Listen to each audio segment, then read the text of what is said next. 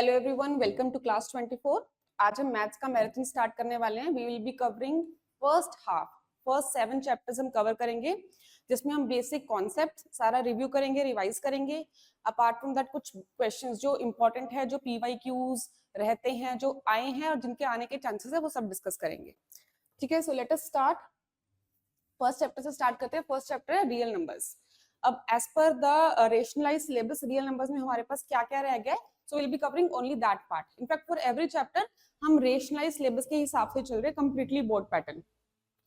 तो सबसे पहले हमारे पास है रियल नंबर्स में फर्स्ट चीज आती है Euclid division lemma. Euclid division lemma क्या कहता है? For any given positive integers a and b, there exist unique integers q and r such that a is equal to bq plus r. This is nothing but जो हम पहले चीज पढ़ चुके हैं, जो हमने पढ़ा हुआ है, एक dividend is equal to divisor into quotient plus remainder, जो हम यंगर क्लासेस में पढ़ चुके हैं, ये वही चीज है। तो ये हमारा यहाँ पे डिविडेंड है। वो कह रहा है कि अगर कोई भी आपके पास डिविडेंड है और कोई भी डिवाइजर है, मतलब कोई भी दो रैंडम नंबर्स है, फॉर एग्जांपल 2 है एंड 13 है, इन दोनों को आप अगर डिवाइड करते हो तो you will get some quotient and some remainder. इसको हम कैसे लिख सकते हैं? 13 इज इक्वल टू, जो मेरा डिवाइजर था, 2 into 6 plus 1. So for any positive integers, for example 13 and 2, there exist, दो unique integer exist करेंगे ही करेंगे, q and r, such that जो r है वो हमेशा आपका डिवाइजर से कम ही होगा, which is obvious। जो 1 है, जो रिमाइंडर आएगा, वो हमेशा डिवाइजर से कम होगा। तो ये कंडीशन हमारे लिए यहाँ पे इंपॉर्टेंट है कि जो आपका रिमाइंडर है वो 0 या 0 से बड़ा होता है और डिवाइजर से छोटा होता है। अगर b कंप्लीटली डिवाइड कर रहे a को, मतलब वो कंप्लीटली डिविजिबल है, कि अगर हम बात करते हैं 4 और 20 की, वो कंप्लीटली डिविजिबल है, उस केस में हमारे पास रिमाइंडर क्या आता है? 0 आता है। ओके, 15 अगर हमने a लिया, b लिया, 3, आपको एमसीक्यूज में ऐसी छोटी मोटी चीज पूछी जा सकती है यूक्लिड डिवीजन लेमा के अकॉर्डिंग कि कौन सा करेक्ट ऑप्शन है। तो 15 is equal to 3 into 5 plus 0, a is equal to b into q plus r। q यहाँ पे 5 है, r 0। ठीक है, so this is our Euclid division lemma. अब यूक्लिड डिवीजन लेमा की हेल्प से आपके पास किस टाइप के क्वेश्चन आते हैं? The very first question is HCF find करना। एचसीएफ फाइंड करना, या तो वो लिख देगा आपको कि प्राइम फैक्टराइजेशन मेथड से करो, या फिर वो आपको बोल देगा यूक्लिड डिवीजन से करो। अगर नहीं दिया हो कोई भी, तो it is up to you, your choice. तो हमने पहला एग्जांपल लिया है 48 एंड 88 का। सो व्हाट विल डू, जो भी ऑब्वियसली बड़ा नंबर है वही हमारा डिविडेंड बनेगा। ठीक है, वही हमारे पास a होगा। सो a इज 88, तो 48 into 1, 48 को डिवाइड करेंगे तो 1 पे जाएगा, रिमाइंडर बचा 40। अब इस एल्गोरिथम में हम क्या करते हैं, एक बार हमने अकॉर्डिंग टू लेमा उसको लिख लिया, a is equal to bq plus r की फॉर्म में। फिर हम क्या करेंगे, जब तक हमारे पास रिमाइंडर 0 नहीं आ जाता, व्हाट विल डू इज, जो हमारा यहाँ पे डिवाइजर था उसको लिख लेंगे और जो रिमाइंडर आया उसको लिख लेंगे, और उन दोनों पे फिर से लेमा लगा देंगे। तो ये बनेगा 40 into 1 plus 8। अभी भी रिमाइंडर 0 नहीं है, तो जो डिवाइजर था उसको लिख लिया, जो रिमाइंडर था उसको लिख लिया, और उन दोनों पे लेमा लगा दिया। ठीक है, which is 8 into 5 plus 0। अब जैसे ही 0 आ गया, उस वाले स्टेप पर जो डिवाइजर था वो आपका एचसीएफ होगा। Okay, so the HCF of 48 and 88 is 8। Okay, that is one thing जो हमें, जिस टाइप पे हमें क्वेश्चन आ सकता है। सेकंड वेरी इंपॉर्टेंट पार्ट जिस पे क्वेश्चन आ सकता है वो है ये, यूजुअली शॉर्ट मार्क या एमसीक्यू में क्वेश्चन आता है, अगर आपके पास कोई भी दो पॉजिटिव इंटीजर्स है a एंड b, तो उनका एचसीएफ और उनका एलसीएम का मल्टीप्लिकेशन उन दोनों के प्रोडक्ट के इक्वल होता है। HCF of two integers, okay, two positive integers into LCM of two positive integers is equal to product of those integers. Alright, let us look at one question, one example। LCM find करना है 315 और 360 का by prime factorisation. इसको भी देख लेते हैं। Prime factorisation में आप बेसिक प्राइम फैक्टर्स फाइंड करोगे, उसको इस फॉर्म में आपने लिख लिया। सिमिलरली हमने 360 का भी इस फॉर्म में लिख लिया। अब हमें चाहिए LCM। तो आई हैव नोटिस्ड इस चीज में भी काफी बच्चों को कंफ्यूजन होता है। एक बार इसको अच्छे से लिखते हैं। Now let's look at this. उसने पूछा LCM, लोएस्ट कॉमन मल्टीपल। ठीक है, तो सबसे कम मल्टीपल कौन सा है, लोएस्ट कॉमन मल्टीपल कौन सा है? इस केस में हमारे पास क्या है, 3 की पावर 2 है, यहाँ पे भी 3 की पावर 2 है, तो एक तो 3 की पावर 2 आ गया। ठीक है। उसके बाद हमारे पास है यहाँ पे 5 की पावर 1 है, यहाँ पे भी 5 की पावर 1 है, तो हमारे पास ये 5 की पावर 1 आ गया। यहाँ पे 7 की पावर 1 है और यहाँ पे 7 की पावर बेसिकली है ही नहीं, तो यानी कि 0 है, तो हमने यहाँ पे ये मल्टीपल ले लिया। और ये है हमारे पास 2 की पावर क्यूब, सॉरी 2 क्यूब, तो ये हमने ले लिया और इन सबकी मल्टीप्लीकेशन कर दी एंड दैट इज 2520। ठीक है। अब यहाँ पे इसने HCF इस फॉर्मूले से निकाल लिया। अगर आपको डायरेक्टली यहाँ से HCF निकालना होता तो आप हाईएस्ट कॉमन फैक्टर चूज करते। अब इनमें हाईएस्ट कॉमन फैक्टर क्या था, 7 इसमें है, इसमें नहीं है, तो we can not choose it. ठीक है। 5 है दोनों में कॉमन और 2 इसमें है लेकिन इसमें नहीं है, तो ये भी नहीं ले सकते। और 3 की पावर 2 दोनों में है, सो 9 into 5 दैट इज 45। ये हमारा HCF था। Okay okay. फर्स्ट चीज है इस चैप्टर में Euclid division lemma, Euclid division algorithm. अब सेकंड चीज क्या है, fundamental theorem of arithmetic. So fundamental theorem of arithmetic क्या कहती है कि कोई भी एक नंबर है, आप उसको रिप्रेजेंट कर सकते हो as a product of its primes. ठीक है, having a unique factorisation. Now what is the meaning of this statement, कि अगर मैंने एक नंबर लिखा है फॉर एग्जांपल 18 29331, तो 18 की प्राइम फैक्टराइजेशन ये है। वो ये कह रहा है कि हर कंपोजिट नंबर जो होता है, प्राइम नंबर कौन से होते हैं जो सिर्फ खुद के टेबल पे या 1 पे जाए, and all others are composite numbers. हर कंपोजिट नंबर को आप उसके प्राइम्स के मल्टीप्लिकेशन के फॉर्म में लिख सकते हो, और ये जो प्राइम फैक्टराइजेशन आती है ये यूनिक है। दैट इज 2 की पावर 1 एंड 3 की पावर 2 सिर्फ 18 के ही प्राइम फैक्टराइजेशन होगी। ठीक है, so this prime factorisation is unique in itself. Now इसके ऊपर हमारे पास किस टाइप का क्वेश्चन है, तो the very first question is जो आपके एनसीईआरटी में भी है, 6 की पावर n, चेक करो कि 0 पे एंड होता है नहीं। उसी का हमने एक एग्जांपल लिया है, check whether 15 raised to power n is divisible by 10 or not for any natural number n। इसको ऐसा भी हो दे सकता है कि check whether 15 raised to power n ends with 0 or not. ठीक है, जस्टिफाई योर आंसर। अब जब भी जस्टिफिकेशन वाले आंसर्स है तो आपको अपने स्टेटमेंट्स को ध्यान रखना है कि आप कैसे लिख रहे हो। ओके, स्पेशली इस चैप्टर में काफी सारे आपके क्वेश्चंस है, रूट 2 को इरेशनल भी, वो आप स्टेटमेंट कैसे लिख रहे हो that is very important. Do not miss any point because each step would carry certain marks. Okay, अब तो सबसे पहले आपने ये मेंशन किया कि a number is divisible by 10 या a number will and with 0 if it is divisible by both 2 and 5। एक नंबर तब 0 पे एंड होगा जब वो 2 से भी डिविजिबल है और 5 से भी डिविजिबल है। ठीक है, अब हमने 15 की प्राइम फैक्टराइजेशन देखी, वो क्या है 3 into 5। तो 15 अगर 3 into 5 है तो 15 रेज़्ड टू पावर n क्या हो जाएगा, 3 into 5 raised to power n, that is 3 raised to power n into 5 raised to power n। ठीक है, तो इसके प्राइम फैक्टर्स में तो सिर्फ 3 और 5 है, और by uniqueness of fundamental theorem of arithmetic कोई और प्राइम फैक्टर नहीं हो सकता 15 में। प्राइम फैक्टराइजेशन यूनिक होती है। ठीक है, तो अब इसमें 5 तो आ रहा है but 2 does not occur in the factorisation of 15 raised to power n, hence 15 raised to power n is not divisible by 10। Okay, so let's move to the next part now. First question आपका ये हो गया कि कोई number 0 पे and हो रहा है या नहीं, इस टाइप का। सेकंड जो आपका क्वेश्चन है वो है root 2 irrational, root 3 irrational, 15 minus root 2 irrational, this type of question. Very good chance कि इस टाइप का क्वेश्चन आपको एक मिल ही जाएगा पेपर में। Now I would like to tell one thing, सबसे पहले ये स्टेटमेंट आप ध्यान से देखो। अगर आपके पास कोई भी प्राइम नंबर है 2, 3, 5, 11, 23, 41, any kind of prime number, root of a prime number is irrational. ठीक है, अगर कोई भी प्राइम नंबर है उसका रूट हमेशा इरेशनल होगा। So if p is a prime number, then root p is an irrational number. For example, ये हमने ले लिया। ठीक है, root 3, root 11 and so on.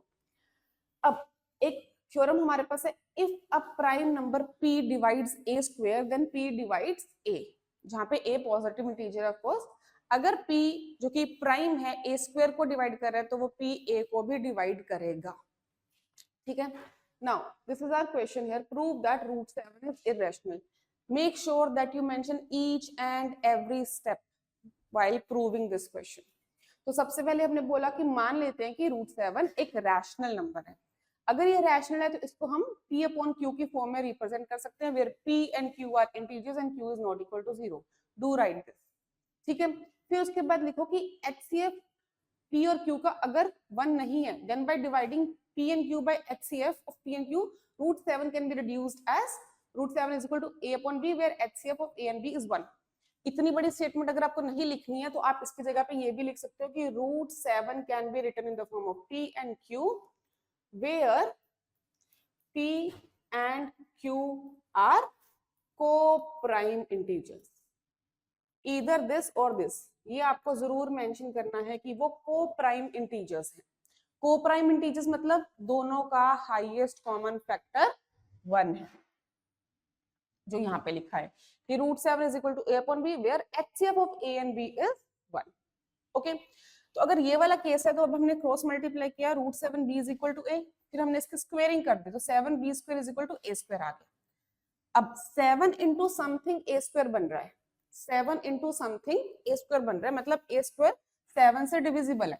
7 एक प्राइम नंबर है, तो according to this theorem A is divisible by 7 also. ठीक है, सो A अगर 7 से डिविजिबल है तो हमने A को क्या लिख दिया, A is equal to 7C, जहां पे C is some integer. Okay, उसके बाद what we have done is, अब इसकी फिर से हमने स्क्वेयरिंग की, स्क्वेयरिंग करने पर क्या आएगा, A square is equal to 49C square. अब A square की वैल्यू तो हमें ऑलरेडी पता है, हमारे पास क्या थी, तो वो हमने वैल्यू यहाँ पे पुट कर दी, A square is equal to 7B square.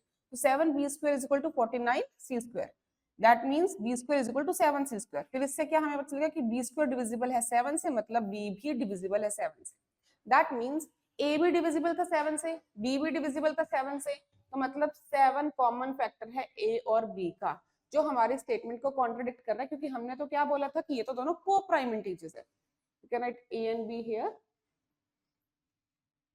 Okay, so this is contradicting our statement कि ये को-प्राइम है. को-प्राइम डेफिनेटली नहीं है, उनका एक फैक्टर आ गया. That means √7 is irrational number. Okay, so make sure you write each and every step. अब जब इस टाइप का आपके पास क्वेश्चन आ गया, show that √12 minus 6 is irrational number. Now what we'll do is कि यूजुअली आपने ये क्वेश्चंस इस फॉर्म के देखे हैं, √3 minus √5 और समथिंग, जहाँ पे आपको प्रॉपर एक प्राइम नंबर दिया है, 12 प्राइम नंबर नहीं है. तो सबसे पहले हम इसको ब्रेक करेंगे. ठीक है, इफ सपोज हम मान लेते हैं कि ये रैशनल है, ठीक है, then √12 minus 6 is equal to P by Q आएगा. उसको हमने ऐसे लिख दिया, 6 हमने वहां भेज दिया. अब हमने इसको ब्रेक कर लिया ताकि हमारे पास एक इरेशनल नंबर आ जाए. So √12 is nothing but root of 4 into 3, that means 2√3. ठीक है, और 2 हमने यहाँ पे डिवाइड में भेज दिया. So √3 is equal to half of P upon Q plus 6. यहाँ तक तो सब यूजुअली कर लेते हैं. ठीक है, but then you do not write these statements properly. हमें क्या मेंशन करना है कि हमने P and Q लिए थे इंटीजर्स. ठीक है, तो दो इंटीजर्स को डिवाइड करने पे हमें रैशनल नंबर मिलेगा, उसमें एक रैशनल ऐड करने पे रैशनल मिलेगा, उसको 2 से डिवाइड करने पर भी रैशनल मिलेगा. That means we have to make sure to write this statement की since P, Q, 6 and 2 are integers, this whole expression is a rational number. और अगर राइट साइड पे रैशनल है तो लेफ्ट हैंड साइड पे भी जो होगा वो रैशनल ही होगा. Okay, but this contradicts because √3 is irrational. ठीक है, दैट मींस हमारा जो स्टेटमेंट था वो भी एक इररेशनल नंबर है. ना अनदर वेरी कॉमन डाउट कि जब इसमें कुछ ऐसा आ जाता है या फिर ये आ जाता है जहां पे हमने डायरेक्टली लिख दिया बट हमें पता है कि √3 तो इरेशनल है, इसको प्रूव करना है नहीं. इफ बाय चांस आपको ऐसा क्वेश्चन कुछ 4-5 मार्क में मिलता है तो आप करो, अदरवाइज 2 मार्क तक जब ये है तो आपको ये डायरेक्टली लिख सकते हो कि हाँ जी हमें पता है कि square root of a prime number वो इरेशनल होता है, तो √3 यहाँ पे इरेशनल है, इसलिए हमारे यहाँ पे कॉन्ट्राडिक्शन आ गई. Okay, then let's quickly go through this decimal expansion also. Decimal expansion rational number की हो सकती है terminating, non terminating, repeating. Okay, non terminating non repeating होती थी irrational numbers की, right? तो rational की है terminate करेगा या non terminate repeat करेगा. We have one example जहाँ पे ये terminate कर रहा है. ठीक है, अब हम ये बिना long division के कैसे पता लगा सकते हैं?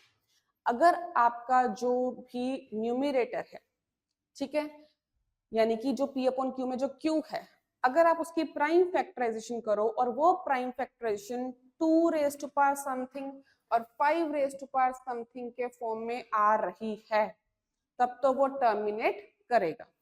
If the prime factorization of Q is of the form 2 raised to power m, 5 raised to power n, where m and n are some non-negative integers. अब इसने बोला non-negative, मतलब 0 हो सकता है, मतलब यहाँ पे आपका हो सकता है कि वो सिर्फ 2 की पावर हो। फॉर एग्जाम्पल किसी भी नंबर को अगर मैं 8 से डिवाइड कर रही हूँ, यहाँ पे आप प्राइम फैक्टराइजेशन में 5 नहीं आया है, this is still terminating. Okay, so you have to make sure कि या तो वो 2 की पावर हो या 5 की पावर हो या दोनों की, ठीक है, देन वो टर्मिनेट करेगा। अगर ऐसा नहीं हो रहा है, कोई भी अदर नंबर आ रहा है प्राइम फैक्टराइजेशन में, देन वो नॉन टर्मिनेटिंग रिपीटिंग होगा। ओके, फॉर एग्जांपल यहाँ पे हमने 1600 देखा, ये 2 रेज़्ड टू पावर 6 और 5 रेज़्ड टू पावर 2 है, that means it has terminating expansion. 392 का हमने देखा कि ये प्राइम फैक्टराइजेशन आ रही है, अब जैसे ही 7 आ गया, इसका मतलब हमें पता है कि इसका अब नॉन टर्मिनेटिंग डेसिमल एक्सपेंशन होगा। ओके, ये मैंने क्वेश्चन डेलिबरेटली लिया है, कुछ लास्ट ईयर्स में हम देख रहे हैं कि ऐसे आपको एमसीक्यूज मिल रहे हैं, ठीक है। If two positive integers a and b are written as a is equal to x cube y square and b is xy cube, जहाँ पे x and y are prime numbers, ठीक है, ये उसने स्पेसिफाई कर दिया कि इनको फर्दर आप और ब्रेक डाउन नहीं कर सकते हो। देन HCF क्या होगा?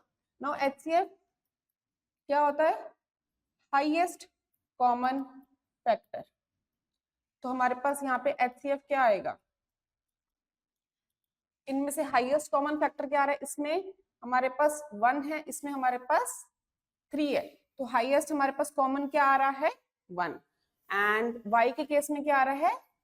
पावर 2, तो x y स्क्वायर, यानी कि this is our answer. Okay,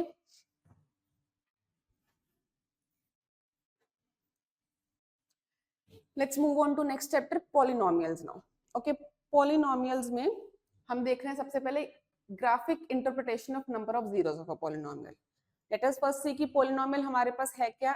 algebraic expression होता है एक, ठीक है, जिसमें हमारे पास कुछ नंबर्स हैं, कुछ वेरिएबल्स हैं, उसको हमने प्लस माइनस कोई ऑपरेशंस करके लिख दिया। अब एक एल्जेब्रिक एक्सप्रेशन को हम कब बोलेंगे कि पॉलिनोमियल है? तो पॉलिनोमियल में जो भी वेरिएबल्स होते हैं उनकी जो पावर है वो हमेशा सिर्फ होल नंबर होती है। Okay, any algebraic expression in which the variables have a power which is only whole number, वो हमारा polynomial हो जाता है, ठीक है। Now zero of a polynomial क्या है? Zero of a polynomial अगर हो रही है तो वो होता है x coordinate of the point where the graph of y intersects the x axis। अगर आपने एक ये लीनियर पॉलिनोमियल का हमें एग्जांपल लिया हुआ है, अगर एक लीनियर पॉलिनोमियल है, लीनियर पॉलिनोमियल का ग्राफ होता है एक स्ट्रेट लाइन, वो जहां भी एक्स एक्सिस को कट कर रही है वो उसकी जीरो है, ठीक है, वो उसकी जीरो है। जैसे कि यहाँ पे एक पॉइंट पे कट करी तो इसके कितने जीरोस हैं? एक ही जीरो आएगी। ओके, ये भी ध्यान रखना कि लीनियर पॉलिनोमियल का ग्राफ एक स्ट्रेट लाइन होता है। नेक्स्ट एग्जांपल में हम देखते हैं, अब हमें क्या मिला? ये ग्राफ है, इसको हम बोलते हैं पैराबोला। ये किसका बनता है? ये क्वाड्रेटिक पॉलिनोमियल का बनता है। अब इसमें हमें क्या, एक्स एक्सिस पे कितनी बार कट कर रहा है? 2 times. In the above graph the graph intersects the x axis at exactly 2 points. इसमें कितने जीरोस होंगे? 2 जीरोस हैं। सो लीनियर पॉलिनोमियल का ग्राफ होगा एक स्ट्रेट लाइन, क्वाड्रेटिक पॉलिनोमियल का ग्राफ होगा एक पैराबोला। ये अपवर्ड पैराबोला भी हो सकता है, ये ऐसा डाउनवर्ड पैराबोला भी हो सकता है। And then we have a graph something like this. अब अगर आपसे नंबर ऑफ जीरोस पूछेंगे तो आपको सिर्फ ये देखना है कि कितनी बार वो एक्स एक्सिस को कट कर रहा है। 1 2 एंड 3 टाइम्स, तो इसके जीरोस हैं 3। अब यहाँ पे जो पैराबोला है वो एक्स एक्सिस को कभी भी कट नहीं कर रहा है, तो इसके कोई भी रियल जीरोस नहीं है, has no zeros. Okay, zero of a polynomial, a real number k is a zero of polynomial अगर उस पोलिनोमियल में जहां जहां, जैसे मेरे अगर पोलिनोमियल है x में, ठीक है, for example if I have this polynomial x square plus 7x plus 10 equal to 0, ठीक है, तो एक ऐसी वैल्यू x की जो मैं इसमें पुट कर दूं ताकि ये पूरी इक्वेशन मेरी जीरो बन जाए। फॉर एनी सच वैल्यू जहां पे ये इक्वेशन 0 बन रही है, ठीक है, वो मेरा क्या है, जीरो ऑफ द पोलिनोमियल। तो zero of the polynomial is basically that real number जो पुट करने पर वो पूरा एक्सप्रेशन जीरो बन रहा है, उसी को हम जीरो ऑफ द पोलिनोमियल बोलते हैं। और जितनी डिग्री है, डिग्री यानी कि हाईएस्ट पावर, जितनी हमारे पोलिनोमियल की डिग्री है उतने ही उसके जीरोस होते हैं, ठीक है। It is also called the root of the polynomial.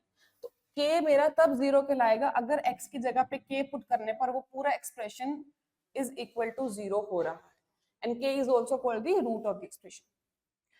A polynomial of degree n can have at most n zeros. This is important. एक polynomial है n डिग्री का, उसके ज्यादा से ज्यादा n zeros हो सकते हैं, ठीक है। मतलब एक थर्ड डिग्री का अगर आपके पास polynomial है, उसके at most 3 zeros हो सकते हैं। 2 डिग्री का polynomial तो ज्यादा से ज्यादा 2 zeros हो सकते हैं, हो सकता है एक जीरो भी हो सकता है कोई भी जीरो ना हो, जैसे कि हमने एक केस देखा था जब आपका पैराबोला टच ही नहीं कर रहा है एक्स एक्सिस को, मतलब उसका कोई भी जीरो नहीं है।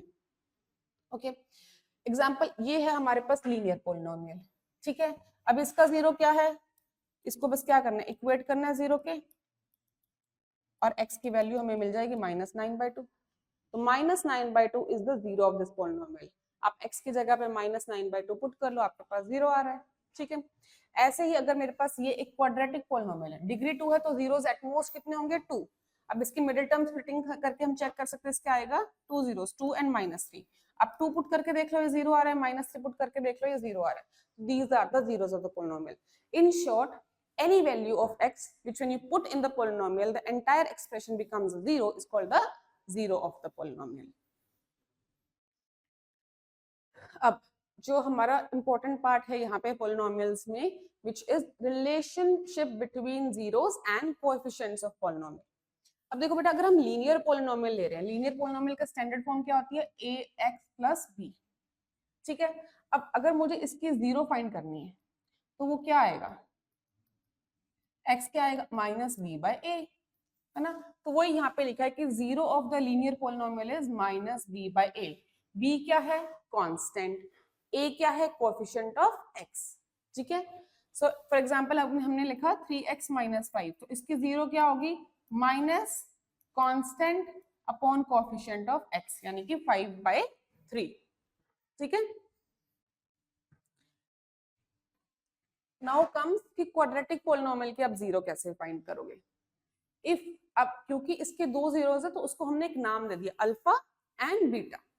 If alpha and beta are the zeros of this polynomial, then x minus alpha and x minus beta are the factors. अच्छा, इसका हम एक छोटा सा एग्जांपल देख लेते हैं। जैसे अभी हमने देखा था x² + 7x + 10 लिखा है, तो इसको x - 2 और x - 5 करके लिख सकते हैं, राइट।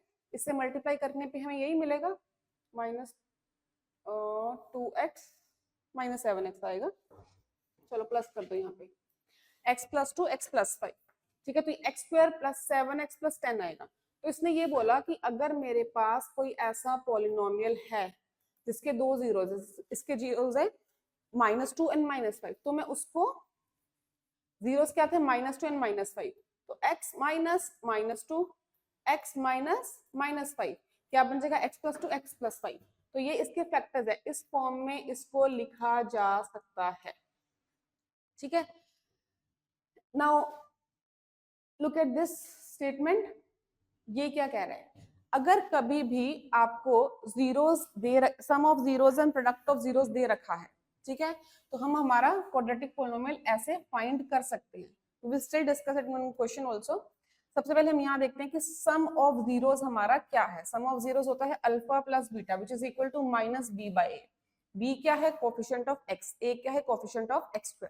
प्रोडक्ट ऑफ जीरोस क्या है, alpha into beta which is c/a। c क्या है, कांस्टेंट, a क्या है, कोएफिशिएंट ऑफ x²। तो sum of zeros is alpha plus beta minus b/a, alpha into beta is c/a। Okay, ये हमारे पास एक क्वेश्चन है, find the zeros of the quadratic polynomial 2x² + 17x - 9 and verify the relation. तो इसमें हमने क्या किया, हमने मिडिल टर्म स्प्लिटिंग किया है, ठीक है। मिडिल टर्म स्प्लिटिंग करके हमने दो इसके फैक्टर्स निकाल लिए। अब दो फैक्टर्स हैं, यानी कि या तो ये जीरो होगा या ये जीरो होगा। तो अगर x + 9 जीरो हो रहा है तो x की वैल्यू है -9, और 2x माइनस 1 0 हो रहा है, तो x की वैल्यू है 1/2। सो हमारे पास अल्फा आ गया 1/2 एंड बीटा आ गया -9। अब हमें सम करना है, तो 1/2 -9 करके देखा आया -17/2। लेट अस वेरीफाई दिस कि क्या ये माइनस इसका -b/a बन रहा है। -b है 17, a है 2, कंप्लीटली बन रहा है। अल्फा इंटू बीटा किया हाफ इंटू -9 विच इज -9/2। तो क्या ये c/a बन रहा है, कांस्टेंट था -9, a था 2, तो ये भी बन रहा है, हेंस वेरीफाइड। अब अगर हमें ऑलरेडी उसने प्रोडक्ट और सम दे दिया है इस क्वेश्चन में, for example find a quadratic polynomial where the sum and product of zeros are ये। अब ये जीरोस नहीं दिए हैं, अल्फा और बीटा नहीं दिया है, ये अल्फा और बीटा का सम है, ये अल्फा और बीटा का प्रोडक्ट है। व्हेन दिस इज गिवन, तो आप पॉलिनोमियल कैसे बनाओगे उसका ये फॉर्मूला है। रिक्वायर्ड पॉलिनोमियल क्या होता है, p of x is k हमने यहाँ पे कांस्टेंट लगा दिया है, ठीक है, k can be some constant equal to k, और यहाँ पे हमारे पास क्या है, x square minus alpha plus beta x plus alpha beta. इसको हम क्या कह सकते हैं, x square minus sum of zeros into x plus product of zeros. This is our formula to find out the polynomial if sum of zeros and product of zeros are given. तो हमने यहाँ पे लगाया x square minus sum of zeros -14/3 into x plus product of zeros -5/3। तो हमारे पास ये आ गया। फॉर एग्जांपल अगर हमारे पास k 3 होता तो हमारे पास पूरा हमारा पॉलिनोमियल क्या आ जाता, 3x² + 14x - 5। Okay, so if you are asked a question, आपको ये जरूर मेंशन करना है वहां पे कि हम ऐसे फाइंड कर रहे हैं, और ये ध्यान रखना यहाँ पे नेगेटिव है, ठीक है, and then you just solve it. k आप कांस्टेंट लगा दो, you do not need to put any value of k, आप कांस्टेंट लगा के उसको रख सकते हो। Let us now do one question. अच्छा, हमारे पास इसमें क्या है, बेसिकली जो आपका क्वेश्चन आता है, एक तो हो गया कि सम एंड प्रोडक्ट फाइंड करना, जीरोस का उसको वेरीफाई करना, ठीक है, दूसरा आ गया कि दे रखी है तो उससे पॉलिनोमियल निकालना। Third is some kind of variations जो वो अल्फा बीटा के साथ प्ले करता है और उस पर हमें क्वेश्चन दे सकता है। If alpha and beta are the zeros of this polynomial, then find the value of alpha raised to power -1 and beta raised to power -1। सबसे पहले तो हम हमारा पॉलिनोमियल लिखते हैं कि ये हमारे पास हमारा एक क्वाड्रेटिक पॉलिनोमियल है, ठीक है। अब इसमें हम लिखेंगे sum of zeros. Sum of zeros क्या होगा, सम ऑफ जीरोस यानी कि अल्फा प्लस बीटा क्या आएगा हमारे पास, -b/a -5/a यानी कि 5/2। और ऐसे ही हमारे पास product of zeros, product of zeros क्या आएगा, यानी कि अल्फा बीटा क्या आएगा, c/a। c क्या है 7, a क्या है 2, ठीक है। So now we do have the sum, we do have the product. हमें फाइंड क्या करना था, हमें फाइंड करना है ये which is nothing but 1 alpha plus 1 beta. इसका अगर हम एलसीएम लें तो ये हमें मिल गया beta plus alpha upon alpha beta, मतलब सम अपॉन प्रोडक्ट पूछ रहा है। तो सम हमारे पास आया था 5/2, प्रोडक्ट हमारे पास आया था 7/2, so we get 5/7। This is our answer, ठीक है। इसमें जो भी पॉसिबल वेरिएशंस है बच्चे, alpha square plus beta square अगर आपसे पूछता है तो हमें बस ये ध्यान रखना है, जो हमने 9th में आइडेंटिटीज करी है उसके हेल्प से हमें देखना है कि ये कैसे निकाला जा सकता है। ये अल्फा प्लस बीटा का होल स्क्वायर -2 अल्फा बीटा लिख सकते हैं इसको, सम आएगा प्रोडक्ट आएगा, ठीक है। सिमिलरली क्यूब वाली आइडेंटिटीज आपको याद रखनी है कि अगर क्यूब पूछ लेता है तो वो कैसे निकालना है। ओके, नेक्स्ट क्वेश्चन है, इफ 1 0 ऑफ द पॉलिनोमियल, जो हमें पॉलिनोमियल दे रखा है, is reciprocal of the other, then find the value of a. तो देखो ये जो पॉलिनोमियल है इसके जीरोस आते हैं अल्फा और बीटा, क्योंकि क्वाड्रेटिक है। तो कह रहा है जो एक जीरो है वो दूसरे का रेसिप्रोकल है, मतलब एक अगर अल्फा है तो दूसरा 1/अल्फा है। जब भी रेसिप्रोकल वाला क्वेश्चन आया तो आप ये नोट करोगे कि अगर मैंने इन दोनों का प्रोडक्ट कर दिया, अगर मैंने प्रोडक्ट ऑफ जीरोस कर दिया तो वो क्या होगा, 1 आएगा। और ऐसे ये तो अभी रेसिप्रोकल वाला अगर आ जाता है कि 1 0 is negative of the other, तब आपने यहाँ पे सम लेना है, क्योंकि दोनों का सम करने पर हमें 0 मिलेगा। ओके ये 1 है, प्रोडक्ट ऑफ जीरोस होता क्या है, c बाय a। c क्या है यहाँ पे 6a, कांस्टेंट मेरा ये था, और कोएफिशिएंट ऑफ x स्क्वायर ये था, which is a square plus 9 is equal to 1। चलो इसको अब लेके जाते हैं वहां पे। This is a quadratic equation, a square minus 6a plus 9 is equal to 0। ठीक है, ये हमारे आएगा a माइनस 3 का whole square, a square plus b square is 3 minus 2ab। ठीक है, तो व्हाट कैन वी से कि a minus 3 is equal to 0, a की वैल्यू है 3। ठीक है, अगेन प्रोडक्ट आ रहा है तो अगर तो रेसिप्रोकल आ रहा है तो प्रोडक्ट ऑफ जीरोस फाइंड कर लो। अगर आ रहा है कि 1 0 is negative of the other, ठीक है, तो आप इसमें सम फाइंड कर लो। Okay so next question, next हमारे पास चैप्टर है pair of linear equations in two variables. Okay, सबसे पहले हम देखते हैं कि लीनियर इक्वेशन क्या है। लीनियर इक्वेशन है इक्वेशन जिसमें डिग्री है 1। ओके, टू वेरिएबल्स, एक ऐसी इक्वेशन जिसमें दो वेरिएबल्स है। फॉर एग्जांपल अगर मैंने बेटा ये इक्वेशन लिख दी, this is a linear equation in two variables. अब हमें इसका पता है कि for every value of x y के कॉरेस्पॉन्डिंग वैल्यू होगी। अगर मैं x 0 पुट कर दूं तो y आएगा 2, x अगर 1 पुट कर दे तो y आएगा 1, x अगर -1 पुट कर दे तो y आएगा 3। ठीक है, ये है linear equation in two variables. अब उसने बोला पेयर, मतलब ऐसी मेरे पास दो इक्वेशंस हैं, तो हम पेयर ऑफ इक्वेशंस क्यों ले रहे हैं, इसलिए हमें क्या करें हम पेयर ऑफ इक्वेशंस का। अब मैंने यहाँ पे एक पेयर ऑफ इक्वेशंस लिख दी। For example I am just writing a random equation, 2x + 5y = 7, 3x - 2y = 6। Pair of linear equations लिख दी। अब वो हमें चाह क्या रहा है इससे, ऑब्वियसली इसका तो हमने देखा कि हर x के लिए एक y की वैल्यू है, इसमें भी ऐसा होगा हर x के लिए एक y की वैल्यू है। When we are solving the pair, जिसको हम बोलते हैं simultaneous linear equation, भी हम ऐसी x और y की वैल्यू ढूंढना चाह रहे हैं जो इसमें भी लग जाए और इसमें भी लग जाए, जो इसको भी सेटिस्फाई करे और इसको भी सेटिस्फाई करे। So we need a certain x, y जो इन दोनों इक्वेशंस को सेटिस्फाई करे। ये हमारा इंटेंशन होता है when solving the pair of linear equations. ठीक है, अब ये भी बात है कि क्या हर पेयर ऐसा कोई एक्स वाई देगा भी या नहीं। तो ऐसे भी होता है कि हमें कभी कभी कोई सोल्यूशन ना मिले, ऐसा कोई भी रियल एक्स और वाई की वैल्यू ना हो जो दोनों को सेटिस्फाई कर सके। Will see that. First of all, अगर हमारे पास a pair of linear equations है, अब अगर हमें उसको सॉल्व करना है तो हमारे पास दो मेथड्स हैं, ग्राफिकल, एल्जेब्रिक। ठीक है, ग्राफिकल अप्रोच है, एल्जेब्रिक मेथड है। एल्जेब्रिक में भी हमारे पास फर्दर आगे मल्टीपल मेथड्स हैं। सबसे पहले हम देखते हैं algebraic method to solve linear equations. Standard form क्या होता है पेयर ऑफ लीनियर इक्वेशंस का, a1x + b1y + c1 = 0, a2x + b2y + c2 = 0। ये है standard form of writing the linear equations. Okay, linear standard form of writing the pair of linear equation in two variable. Now इससे अब हम find out करेंगे, जो आपने अपने एनसीईआरटी में वो टेबल देखा हुआ, that is very very important, कि हमें कैसे बिना सॉल्व किए ही सिर्फ इसके कोएफिशिएंट्स को देखकर पता लगेगा कि क्या ये हमें सॉल्यूशन देगा, मल्टीपल देगा या कोई सॉल्यूशन नहीं देगा। Okay, late us look into this.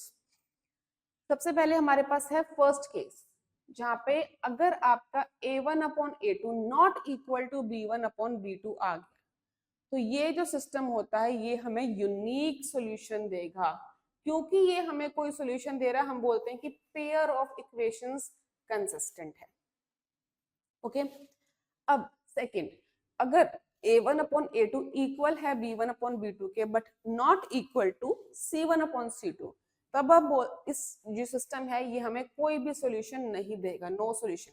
अब क्योंकि कोई भी सॉल्यूशन नहीं मिल रहा है, सो दिस इज इनकंसिस्टेंट। अगर तीनों का जो ratio a1/a2, b1/b2 and c1/c2 equal आ रहे हैं, then this system has infinite solutions. Again, क्योंकि हमें सॉल्यूशंस मिल रहे हैं, it is still consistent. So it is inconsistent in only one case, जब हमारे पास कोई सॉल्यूशन नहीं आ रहा है, जब ऐसा कोई भी real value of x and y नहीं है जो दोनों इक्वेशंस को सेटिस्फाई करे। ओके, कंसिस्टेंट मेथड में क्या होगा, एटलीस्ट वन सोल्यूशन। एमसीक्यूज में ध्यान रखना, अगर उसने पूछा system of linear equations consistent, तो ऑप्शन में वन सोल्यूशन नहीं है, एटलीस्ट वन, कम से कम एक होना चाहिए। एक भी हो सकता है, मल्टीपल भी हो सकते हैं, ठीक है। इनफिनाइट सॉल्यूशन का भी, क्योंकि केस समान कंसिस्टेंट ही है, तो you need to have at least one solution. Inconsistent में क्या है, नो सॉल्यूशन। ओके, अब अगर हम इसको ग्राफ के हिसाब से देखें, तो जब भी, बिकॉज वी नो कि एक एक्स एंड वाई ये जो है ना, इससे एक लाइन बनेगी, ठीक है। तो अगर हमारे पास ऐसी दो इक्वेशंस है तो उससे दो लाइंस बनेगी। तो अगर तो वो दोनों लाइंस किसी पॉइंट पे मीट कर रही हैं, अगर वो पॉइंट ऑफ इंटरसेक्शन है, they are meeting at a point, तो हम क्या बोलते हैं कि उसका ये एक यूनिक सॉल्यूशन है। ओके, अगर लाइंस कोइंसाइड कर रही हैं तो हम क्या बोलते हैं, क्योंकि वो लाइंस कोइंसाइड कर रही हैं, इसका मतलब क्या है, लेट्स से एक लाइन ये थी और दूसरी लाइन ये इसी के ऊपर कोइंसाइड कर गई। नाउ दिस बेसिकली मींस कि हर एक पॉइंट जहां जहां वो मीट करी, they are all solutions. This is why we have infinite solutions. इसको हम ये भी बोलते हैं कि पेयर ऑफ इक्वेशंस क्या है, डिपेंडेंट है, ठीक है। देन लास्ट केसेस की अगर आपकी लाइंस आ जाएं पैरेलल, कभी भी मीट नहीं करेंगी, मतलब कोई भी सॉल्यूशन नहीं होगा, मतलब इनकंसिस्टेंट होंगी। Okay, before we go on to solving it graphically, एक बार हम थोड़ा सा क्विक रिवीजन देख लेते हैं। अगर हमारे पास a1 upon a2 not equal to b1 upon b2 आया है, तो हम क्या बोलते हैं कि ये देगा हमें यूनिक सॉल्यूशन। और हमारे पास ग्राफ कैसा आएगा, इंटरसेक्टिंग, ग्राफ इंटरसेक्ट करेगा, और इसको हम बोलते हैं कंसिस्टेंट, ठीक है। अगर a1 upon a2 is equal to b1 upon b2 but not equal to c1 upon c2 है, no solution, parallel lines, inconsistent. Lastly अगर तीनों जो हमारे रेशियोज हैं वो इक्वल आ रहे हैं, तो हमारे पास क्या आएंगे, इनफिनाइट सॉल्यूशंस। इनफिनाइट सॉल्यूशंस हैं। और लाइंस कैसे बनेगी, इसको बोलते हैं कोइंसिडेंट, और ये भी कंसिस्टेंट है। कोइंसिडेंट मतलब एक के ऊपर एक है, ओवरलैप कर रही है, कोइंसिडेंट लाइंस, ठीक है। Now show graphically that the system of equations 2x plus 3y is equal to 10, 2x plus 5y is equal to 12 is consistent. जब आपसे ये पूछ लिया कि graphically, so what is the criteria to do this, आप सबसे पहले एक इक्वेशन पिक करोगे, उसके लिए एक ऐसा प्रॉपर बॉक्स बनाओगे जहाँ पे आप x की वैल्यू पुट करोगे। अगर x यहाँ पे 5 पुट किया, 2 into 5 is 10, तो 10 से 10 कैंसिल हो गया, y क्या आ जाएगा 0। फिर आपने अगर x में 2 पुट किया, 2 into 2 is 4, 10 minus 4 is 6, तो y क्या आ जाएगा 2, ठीक है। तो ये हमारे पास दो पॉइंट्स तो आपको मिनिमम चाहिए। ऑब्वियसली कि अगर मुझे ग्राफ पर एक लाइन ड्रॉ करनी है तो मुझे एटलीस्ट दो कोऑर्डिनेट्स तो चाहिए ही चाहिए। You can have more than two, but minimum दो कोऑर्डिनेट्स हमें रिक्वायर्ड हैं, ठीक है। तो you will pick the first equation, make the box for it and get two coordinates and then plot that one line. अब x जब 5 है तो y 0 था, ठीक है। x जब 2 है तो y 2 है, इससे हमने ये लाइन एक प्लॉट कर दी। And it's a bit blurred here, but make sure कि जब आपने लाइन प्लॉट करी आप उस लाइन पर भी लिख दो कि ये इस इक्वेशन की लाइन है। सिमिलरली आप करोगे same step for the second equation. You will write down the equation, you will make a table for it, get two sets of coordinates and then plot them, 6, 0 and 1, 2। अब जहां पे भी जैसा भी वो हो रहा है, अगर वो मीट कर रहे हैं, चाहे मतलब कोइंसाइड हो रहे हैं या कोई सॉल्यूशन दे रहा, अकॉर्डिंगली जैसे यहाँ पे मीट कर रहे हैं। अब मीट कर रहे हैं तो क्योंकि आपको ग्राफिकली इसका अगर सॉल्यूशन देना है, हाउ विल चेक दिस, आप इसको यहाँ पे ऐसे ड्रॉ करोगे नीचे,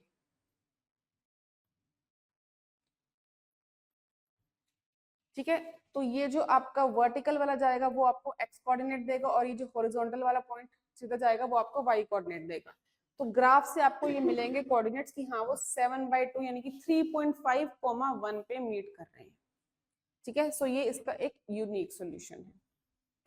and you can expect a question जहाँ पे आपको ग्राफिकली सॉल्यूशन बताना आएगा, it's kind of expected. Next है हमारे पास show, this is consistent, show graphically that the system of equations has infinite solution. जब ग्राफिकली बोला है तो डू नॉट डू दैट कि आप उसको अलजेब्रिकली बता रहे हो कि a1/a2 b1/b2 c1/c2 इक्वल आ रहा है, जो कि इस केस में दिख ही रहा है। ठीक है, ऐसा नहीं करना है, show it only graphically. Then same thing, pick one equation, make a table, draw the line. ठीक है, pick second equation, make the table, draw the line. अब इस केस में दोनों कोइंसिडेंट हो रही हैं, then you write that since the graph of the equations are coincident, that means this has infinitely many solutions. इसके infinite solution है and therefore these pair of equations are consistent. Okay, then we have, अगर अब आपके पास कुछ word problems, कुछ situations है जिसको आपको अब मैथमेटिकली रिप्रेजेंट करना है in the form of pair of linear equations. ठीक है, we have one example, Raj and Rohan each has certain number of chocolates. Raj says to Rohan, if you give me 6 of your chocolates, I will have twice the number of chocolates left with you. Rohan replies, if you give me 4 of your chocolates, I will have the same number of chocolates as left with you. Right the situation mathematically. Currently वो हमसे solution नहीं मांग रहा है, उसे सिर्फ ये बोला है कि इसको आप अलजेब्रिकली रिप्रेजेंट करके दिखा दो। ओके, लेट अस से कि राज के पास x चॉकलेट्स हैं एंड रोहन के पास y। अब राज ने रोहन को बोला है कि अगर आप मुझे 6 चॉकलेट्स दे दोगे, तो जब राज ने रोहन को कहा कि 6 चॉकलेट्स दे दोगे तो रोहन के पास तो 6 कम हो जाएंगी, तो रोहन की जो चॉकलेट्स y थी उसमें से 6 कम हो गया। अब क्योंकि उसने 6 राज को दिया, राज के पास x थी, उसमें 6 ऐड हो गया। वो कह रहा है जब हम ऐसा कर लेंगे then Raj will have twice the number of chocolates left with you. तो ये हमारी बन गई एक इक्वेशन। ठीक है, सेकंड, अब क्या कह रहा है, रोहन रिप्लाइज, रोहन कह रहा है इफ यू गिव मी 4। अब राज 4 चॉकलेट दे रहा है और रोहन को वो 4 चॉकलेट्स मिल रही हैं, then I will have the same number of chocolates as you. तब उनका इक्वल हो जाएगा। तो इससे हमारी आ गई सेकंड इक्वेशन। थोड़ा सा हम इसको और सिंप्लीफाई करके लिख सकते हैं, x + 6 = 2y - 12, x - 2y = -18 कर लो, या इसको भी यहाँ पे ले आते हैं। तो ये हमारी फर्स्ट इक्वेशन है। सेकंड को भी हम थोड़ा सिंप्लीफाई करके लिख सकते हैं, तो y - x + 8 = 0। ये हमारी सेकंड इक्वेशन है। सिर्फ हमें ग्राफिकली रिप्रेजेंट करना था, so we have done our job here. Okay, ये तो हो गया, हमने ग्राफिकली देख लिया। अब अलजेब्रिकली सॉल्व करने के लिए वैसे हमारे पास 3 मेथड्स हैं, substitution method, elimination method and cross multiplication. But we will not be doing cross multiplication since it is deducted from the syllabus. So let us first look at substitution method. नाम से पता लग रहा है substitute करनी है, एक value निकालनी है और दूसरी इक्वेशन में सब्स्टिट्यूट करनी है। तो हम एग्जांपल से स्टार्ट करते हैं। x - 4y + 7 = 0, 3x + 2y = 0। The given equations ये हैं। अब इसमें सेकंड इक्वेशन हमने पिक करी है, तो कोई भी आप x की फॉर्म में सारी इक्वेशन ले आओ। तो this will be 3x = -2y, x = -2y/3। तो ये जो मेरे पास x की वैल्यू आ गई है, ये हम दूसरी वाली इक्वेशन में पुट कर देंगे, -2/3y - 4y + 7। फिर हमने लिया इसका एलसीएम, -2y - 12y = -7, -14y = -21। तो y की वैल्यू आ गई 3/2। अब वो y की वैल्यू हमने यहाँ पे पुट कर दी, -2/3 × 3/2, तो ये कैंसिल होके हमारे पास आ गया -1। So required solution is -1, 3/2। Preferably whenever you have certain bigger values, bigger coefficients, तो तो आप एलिमिनेशन यूज करो। अगर आपको लग रहा है कि यहाँ सिंपलर वैल्यूज हैं तो आप सब्स्टिट्यूशन यूज करो। Elimination will save your time. Elimination method में क्या है, एलिमिनेट करना है, मतलब हमें एक वेरिएबल जो है, चाहे वो x है चाहे वो y है, दोनों इक्वेशन से एलिमिनेट करना है। वो कैसे हो सकता है, जब दोनों के कोएफिशिएंट्स सेम हो जाए। ठीक है, सो अगर हम इन दोनों इक्वेशंस को देखें तो अगर मैं फर्स्ट इक्वेशन को 3 से मल्टीप्लाई कर दूं, ठीक है, और ओके यहाँ पे हमने 5 और 7 से किया, ये कर सकते हैं, चाहे हम y को भी सेम बना सकते हैं। यहाँ पे हमने क्या किया, फर्स्ट इक्वेशन को अगर हम 5 से मल्टीप्लाई कर दें तो ये बन जाएगा 35x, और इसको हम 7 से कर दें तो ये भी बन जाएगा 35x। 35x और 35x बाद में हम दोनों इक्वेशंस को सब्ट्रैक्ट कर लेंगे। सो अगर फर्स्ट इक्वेशन को 5 से मल्टीप्लाई किया, ये बना 35x 10y माइनस 10y 50, इसको 7 से किया तो 35x 7 से 21y 7 से 42। अब हमने इन दोनों इक्वेशंस को सब्ट्रैक्ट कर दिए।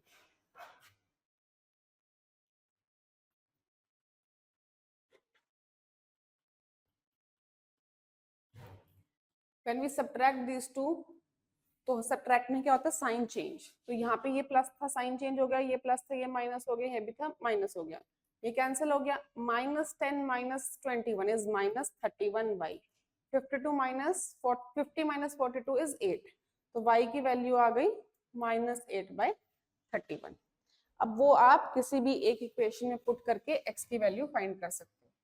जैसे इसमें हमने यहाँ पे ये पुट कर दी है, ठीक है, y की वैल्यू, एंड वी गेट कि हमारा x आ गया है 42/31। सो ये हमारा रिक्वायर्ड सॉल्यूशन है।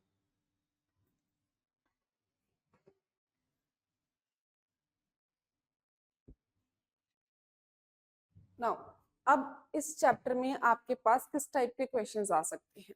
सबसे पहले तो आपको वो इक्वेशंस देके पूछ सकता है कि बताओ कि ये कंसिस्टेंट है या इनकंसिस्टेंट है, ये यूनिक सॉल्यूशन देंगे या नो सॉल्यूशन देंगे, ये पैरेलल लाइंस देंगे, इंटरसेक्टिंग लाइंस देंगे, दिस काइंड ऑफ क्वेश्चन। ठीक है, सेकंड टाइप ऑफ क्वेश्चन आपका आ सकता है, आपको पूछ लिया कि दोनों इक्वेशंस को सॉल्व करो, सब्स्टिट्यूशन से, चाहे ग्राफिकल अप्रोच से, चाहे एलिमिनेशन से।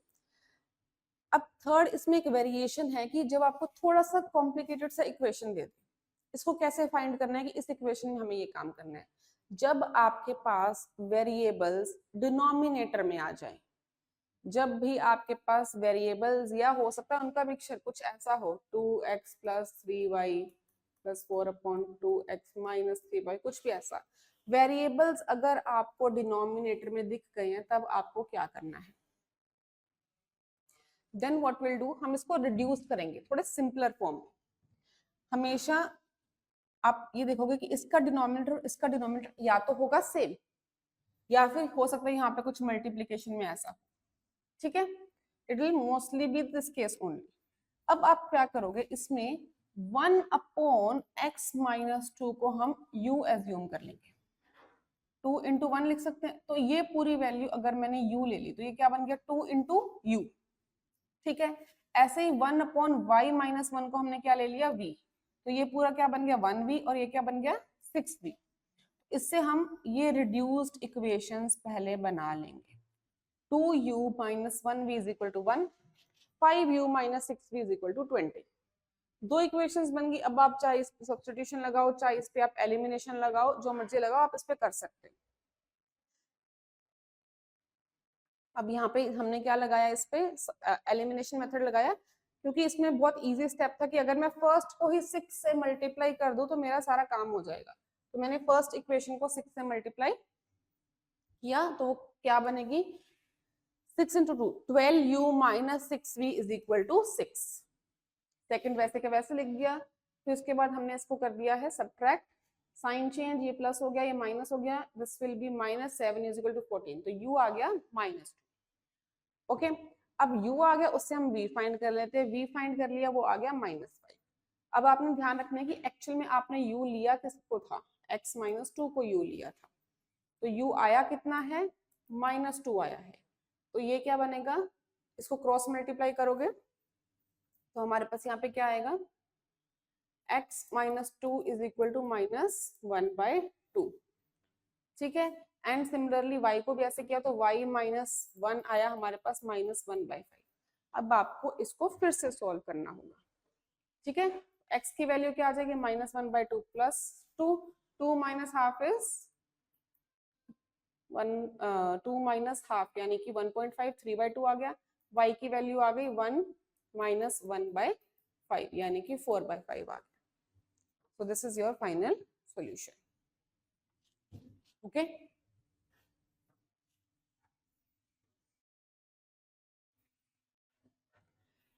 Let's move ahead. Okay.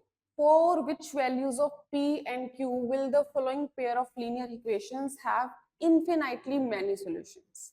अब उसने हमें बोल दिया कि infinite solutions हैं इसके, बता दिया है, and we need to find the values. Infinite solutions कब होते हैं?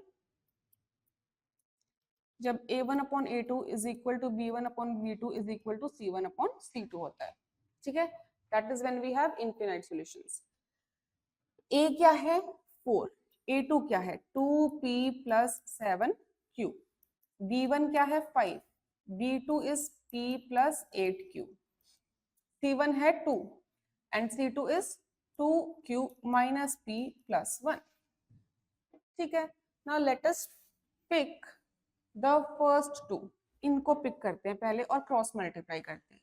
तो this will be 4p + 4 × 8 32q is equal to 5 × 2 10p + 7 × 5 35q. Let us solve this. So ये गया उधर तो ये आ जाएगा 10p - 4p 6p. This is -3q. ठीक है, तो this is q is equal to -2p. 3 2 6, q is equal to -2p.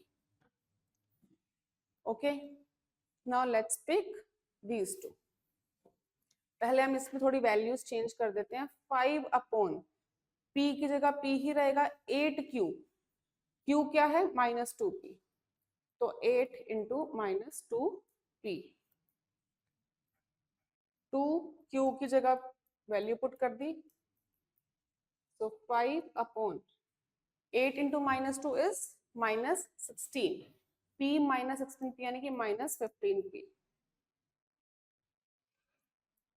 और ये आ गया हमारे पास -4p - 5p + 1, ठीक है। This is 3, so -1/3p is equal to 2, 1 - 5p.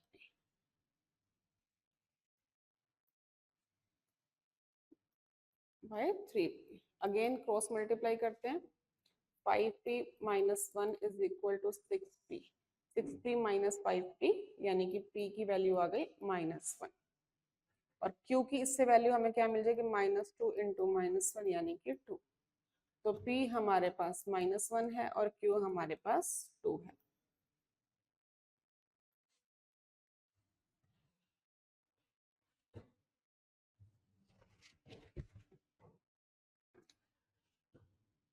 Okay, let's look at next question. The taxi charges in a city consist of a fixed charge together with the charge for the distance covered. एक fixed charge है, एक distance covered का charge है। ऐसे आपके पास multiple questions है, library का एक फिक्स्ड चार्ज है, सर्टेन डेज का इतना है। So we are doing one case of this question. So fixed charge वो है ही, अपार्ट फ्रॉम दैट जितना डिस्टेंस कवर किया है उसके अकॉर्डिंग चार्ज है। 10 किलोमीटर का 105 रुपीज, 15 किलोमीटर का 155 रुपीज। तो आपको फाइंड करना है कि फिक्स्ड क्या होगा, चार्ज पर किलोमीटर क्या होगा, एंड लास्टली कि अगर वो 25 किलोमीटर ट्रेवल कर रहे हैं तो उसको कितना पे करना पड़ेगा। Let us look here.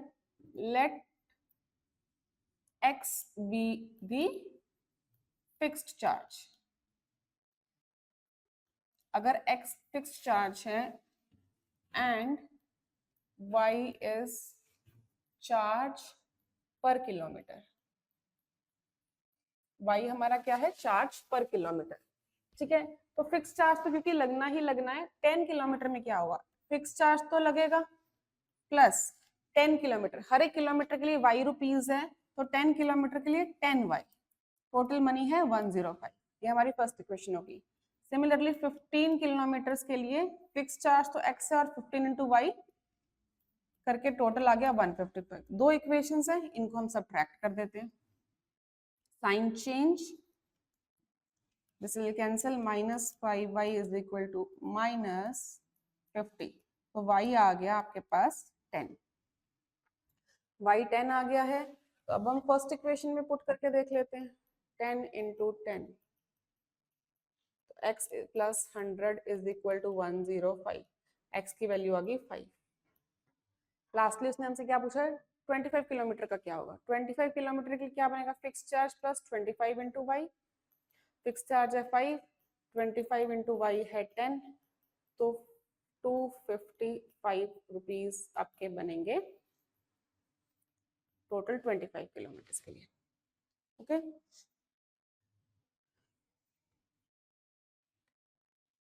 Next question है, ratio of incomes of two persons given है and ratio of expenditure given है। If each of them manages to save 2000 per month, find their monthly incomes. ठीक है, दो लोग हैं जिनके income का रेशियो 9:7 है। ठीक है, तो let the incomes be 9x and 7x। ठीक है, ऐसे ही लेट द एक्सपेंडिचर्स, एक्सपेंडिचर्स क्या हो जाएंगे 4y एंड 3y। दोनों अलग अलग रेशियो, तो डेफिनेटली हम अलग अलग वेरिएबल्स लेंगे उसके लिए। अब जितनी इनकम है उसमें से अगर हम एक्सपेंडिचर माइनस कर दे तो वही सेविंग्स होता है। तो each of them manage to save 2000 rupees. तो फर्स्ट वाले पर्सन ने 9x रुपीज अर्न किए, 4y स्पेंड कर दिए और बचा उसके पास 2000।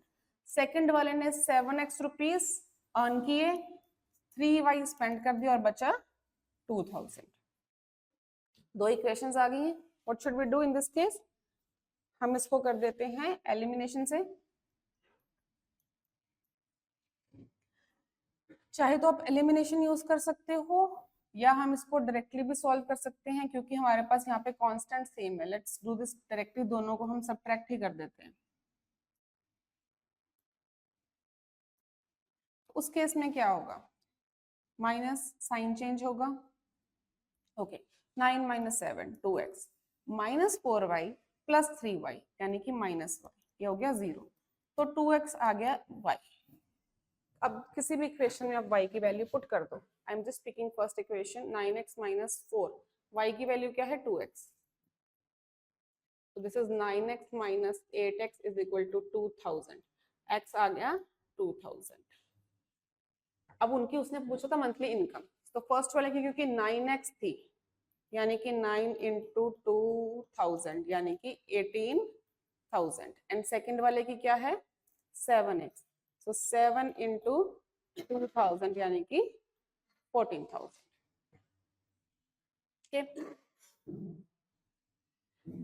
एक और क्वेश्चन देखते हैं इसका। Why I picked this question is, जब भी आपको कुछ ऐसा क्वेश्चन मिलेगा जहां पे x और y के कोएफिशिएंट्स इंटरचेंज हुए हैं लीनियर इक्वेशन में, तो यहाँ पे बेटा हम सब्स्टिट्यूशन भी नहीं यूज करेंगे, क्योंकि जनरली आपको ऐसे क्वेश्चन में बड़ी वैल्यूज मिलेंगी, ये तो फिर भी छोटी, you will find maybe 3 digit values. दूसरा, हम इसमें एलिमिनेशन भी यूज नहीं करेंगे, because these are quite big numbers. ये फाइंड करना कि 47 हमारे पास है भी प्राइम, कि दोनों में क्या कॉमन मल्टीपल आएगा, फाइंड करना मुश्किल है। तो ऐसे क्वेश्चंस में आप हमेशा क्या ट्रिक यूज करोगे, ध्यान रखना, क्वेश्चन जैसे ही आपको मिले कि x और y के कोएफिशिएंट्स दोनों इक्वेशन में इंटरचेंज करके लिखे हैं, what you do is, step 1 में आप क्या करो, ऐड बोथ इक्वेशंस। अगर आप कोई भी दूसरे मेथड से जाते हो, it will consume a lot of time.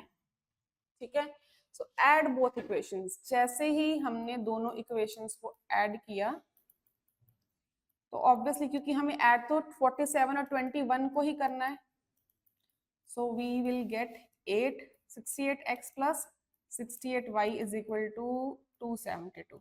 68 इसमें से हम कॉमन ले सकते हैं,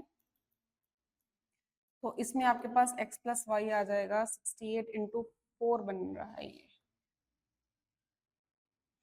yes 4, 272 डिवाइडेड बाय 68, तो x plus y आ गया आपके पास 4। ठीक है, स्टेप 1 ये हो गया। और स्टेप 2 में आप क्या करना, subtract both equations। 21x plus 47y is equal to 110 में से आप ये इक्वेशन को सब्ट्रैक्ट कर दो। सब्ट्रैक्ट की हमारा बनेगा -26x 26y और ये बनेगा -52। 26 कॉमन ले लेते हैं, -x plus y is equal to -52, तो y minus x is equal to -2। 26 into 52 होता है। तो अब हमारे पास दो easier equations, much simpler equations आ गई हैं। यहीं पे लिख लेते हैं, x प्लस वाई तो आपके पास 4 है और y minus x, y minus x आपके पास -2 है। वट एवर सब्ट्रैक्ट करना है सब्ट्रैक्ट कर देते हैं। x plus x 2x, y minus y cancel, 4 plus 2 6, x की वैल्यू क्या आ गई 3, x की वैल्यू 3 आ गई तो y की वैल्यू क्या आएगी, x प्लस वाई हमारे पास 4 था, x 3 है तो y क्या आ गया 1। तो the solution is x is equal to 3 and y is equal to 1. Okay, so whenever you have such question, add both equations, subtract both equations, simpler equations मिल जाएंगी, फिर उन दोनों को आप सॉल्व करें।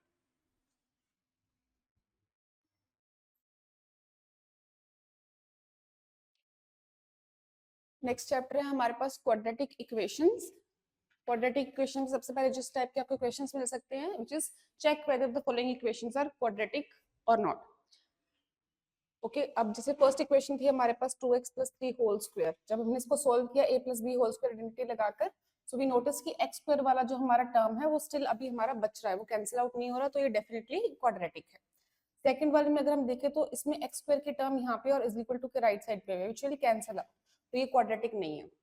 सो विल जस्ट से, क्योंकि ये quadratic का स्टैंडर्ड फॉर्म क्या है हमारे पास, ax square plus bx plus c equal to 0। तो अगर हमारे पास x स्क्वायर वाली टर्म ही नहीं है तो then that equation is definitely not quadratic. Next है कि अगर हमें कुछ क्वेश्चंस आते हैं वर्ड प्रॉब्लम, जिसको हमें क्वाड्रेटिक इक्वेशन के फॉर्म में पहले अलजेब्रिकली रिप्रेजेंट करना होता है। An express train takes 2 hours less than a passenger train to travel a distance of 240 kilometres. If the average speed of the express train is 20 kilometre more than that of passenger train, इसकी quadratic equation बनानी है। तो अगर हम मान लें कि express train की स्पीड हमारी x किलोमीटर पर आ रहा है, ठीक है, पैसेंजर ट्रेन से इसकी 20 किलोमीटर ज्यादा है, राइट, ठीक है, तो पैसेंजर ट्रेन की स्पीड क्या हो गई, x माइनस 20, उसकी कम थी। अब टाइम क्या होता है, डिस्टेंस अपॉन स्पीड, ठीक है, सो डिस्टेंस फिक्स्ड है 240, राइट। नाउ टेल मी कि अगर स्पीड कम होगी तो टाइम डेफिनेटली ज्यादा हो जाएगा, तो ये ज्यादा वाला टाइम है, ये कम वाला टाइम है, तो हम ज्यादा में से कम माइनस करेंगे, तो 240 x माइनस 20, इसमें से हमने ये माइनस कर दिया, ये है स्पीड आपकी, सॉरी ये है टाइम आपका पैसेंजर ट्रेन का, वो ज्यादा लेगी, ये है टाइम एक्सप्रेस ट्रेन का, दोनों के टाइम का डिफरेंस हमें दे रखा है 2 hours। उसको हमने 240 कॉमन लिया, फिर हमने इसको इक्वेशन को सॉल्व किया, ये हमारे पास आ गई है final quadratic equation. Okay, if we can factorise the equation, quadratic equation को सॉल्व करने के लिए भी 3 मेथड्स होते हैं, factorisation, completing the square and Sridharacharya, या फिर जिसको हम क्वाड्रेटिक फॉर्मूला बोलते हैं।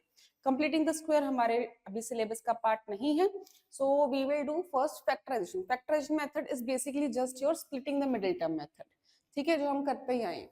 अब इसमें से I tell you one thing कि जो भी रूट वाले क्वेश्चंस है ना, वो आप जरूर प्रैक्टिस कर लेना। मिडिल टर्म स्प्लिटिंग में रूट वाले जो भी क्वेश्चंस आ रहे हैं वो प्रैक्टिस जरूर कर लेना।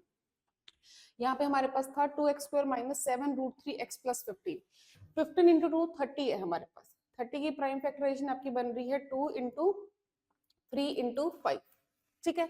अब आपने देखा कि यहाँ पे रूट 3 है, तो आप पहले ही इस रूट 3 को सेग्रीगेट ऐसे कर लो। अब आप इसमें से देखो कि मुझे 7 चाहिए, तो 5 रूट 3 और 2 रूट 3 से 7 बन सकता है, तो माइनस 2 रूट 3 माइनस 5 रूट 3 लिया हमने, मिडिल टर्म स्प्लिटिंग की 2 फैक्टर्स आ गए, x की वैल्यू आ गई रूट 3 या 5 रूट 3 बाय 2, ये हमारे 2 रूट्स आ गए। ओके, नेक्स्ट है हमारे पास क्वाड्रेटिक फॉर्मूला से हम अगर इक्वेशन फाइंड करें, क्वाड्रेटिक फॉर्मूला क्या है, minus b plus minus root of b square minus 4ac upon 2a, ठीक है। और इसमें जो बी स्क्वायर माइनस 4ac है ग्रेटर देन इक्वल टू 0 होगा डेफिनेटली, तभी हमारा इसका रूट हम निकाल पाएंगे। जरूरी नहीं है कि हमेशा ही ऐसा हो, बट अगर मुझे क्वाड्रेटिक इक्वेशन का सॉल्यूशन चाहिए, रियल रूट्स चाहिए, देन ये इक्वल टू या ग्रेटर देन 0 होना पड़ेगा इसको, क्योंकि अगर ये नेगेटिव होगा, रूट ऑफ नेगेटिव नंबर तो हम फाइंड कर ही नहीं सकते हैं, देन हम उस केस में हमारे पास रियल रूट्स नहीं होंगे। Find the roots of the question if they exist. जैसे क्वेश्चन में उसने बोल दिया इफ दे एग्जिस्ट, तो आप पहले ही उसका b स्क्वायर माइनस 4ac जिसको हम डिस्क्रिमिनेंट बोलते हैं वो फाइंड कर लो। अगर वो लेस देन 0 आ गया तो हमें आगे कंटिन्यू करने की जरूरत नहीं, क्योंकि रूट्स एग्जिस्ट ही नहीं करेंगे। तो हमने b क्या है, x का कोएफिशिएंट, ठीक है, एंड a है x स्क्वायर का और c है कांस्टेंट, तो b स्क्वायर माइनस 4ac करके देखा 361 आया विच इज ग्रेटर देन 0। उसके बाद हमने यहाँ पे वैल्यू पुट कर दी, minus b plus minus root of 361 है 19, 2a 2 इंटू 2 4, तो हमारे पास दो वैल्यूज है 3 प्लस 19 अपॉन 4 और 3 माइनस 19 बाय 4। सॉल्व करने पे दो रूट्स आ गए माइनस 4 एंड 2। डिस्क्रिमिनेंट बहुत इंपॉर्टेंट रोल प्ले करता है हमें नेचर ऑफ रूट्स बताने में। डिस्क्रिमिनेंट कैपिटल डी से डिनोट करते हैं b square minus 4ac। Quadratic equation जो ये स्टैंडर्ड फॉर्म है ax square plus bx plus c, यहाँ पे ऑब्वियसली a0 नहीं हो सकता, a0 हो गया मतलब कि क्वाड्रेटिक टर्म ही नहीं है, फिर वो क्वाड्रेटिक इक्वेशन ही नहीं होगी अगर सेकंड डिग्री वाली टर्म नहीं है। अब अगर हमारा डिस्क्रिमिनेंट ग्रेटर देन 0 आ रहा है तो हमारे पास दो अलग अलग रियल रूट्स आएंगे।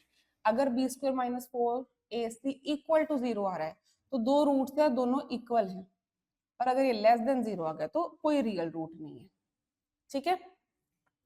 क्योंकि अगर ये लेस देन 0 आ गया तो रूट के अंदर की वैल्यू लेस देन 0 मतलब नेगेटिव वैल्यू है, नेगेटिव वैल्यू का रूट फाइंड नहीं कर सकते, मतलब उस इक्वेशन के रियल रूट्स आएंगे ही नहीं। और देखो अगर ये 0 आ गया, ये 0 आ गया तो इक्वेशन बस रिड्यूस होगी यहाँ तक, minus B upon 2a।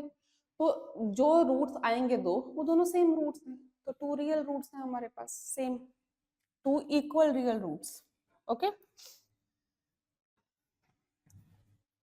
now let's look at this question. What is the value of k for which the quadratic equation has real roots? So this is the kind of question that you can expect. k की value find करने वाले question जब real roots है, real roots मतलब b square minus 4ac equal to 0 है, b क्या है minus k, 4 a क्या है 2, c क्या है k, ये बना k square minus 8k equal to 0, k हम कॉमन लेंगे तो ये बनेगा k minus 8 equal to 0। Keep in mind कि ये स्टेप यूजली बच्चे क्या करते हैं, 8k को उधर कर दिया, k से k कैंसिल, k की वैल्यू सिर्फ 1 आ जाएगी 8, और आप ये ऑप्शन टिक कर दोगे 8 ओनली, नहीं, ये एक क्वाड्रेटिक है, हम क्वाड्रेटिक के दो फैक्टर्स निकालेंगे, दो लीनियर फैक्टर्स, तो हमने यहाँ पे दो लीनियर फैक्टर्स निकाले, एक आया k, एक आया k माइनस 8। अब या तो k 0 होगा या k माइनस 8 0 होगा, तो इसके हमारे पास दो पॉसिबल वैल्यूज है, 0 और 8।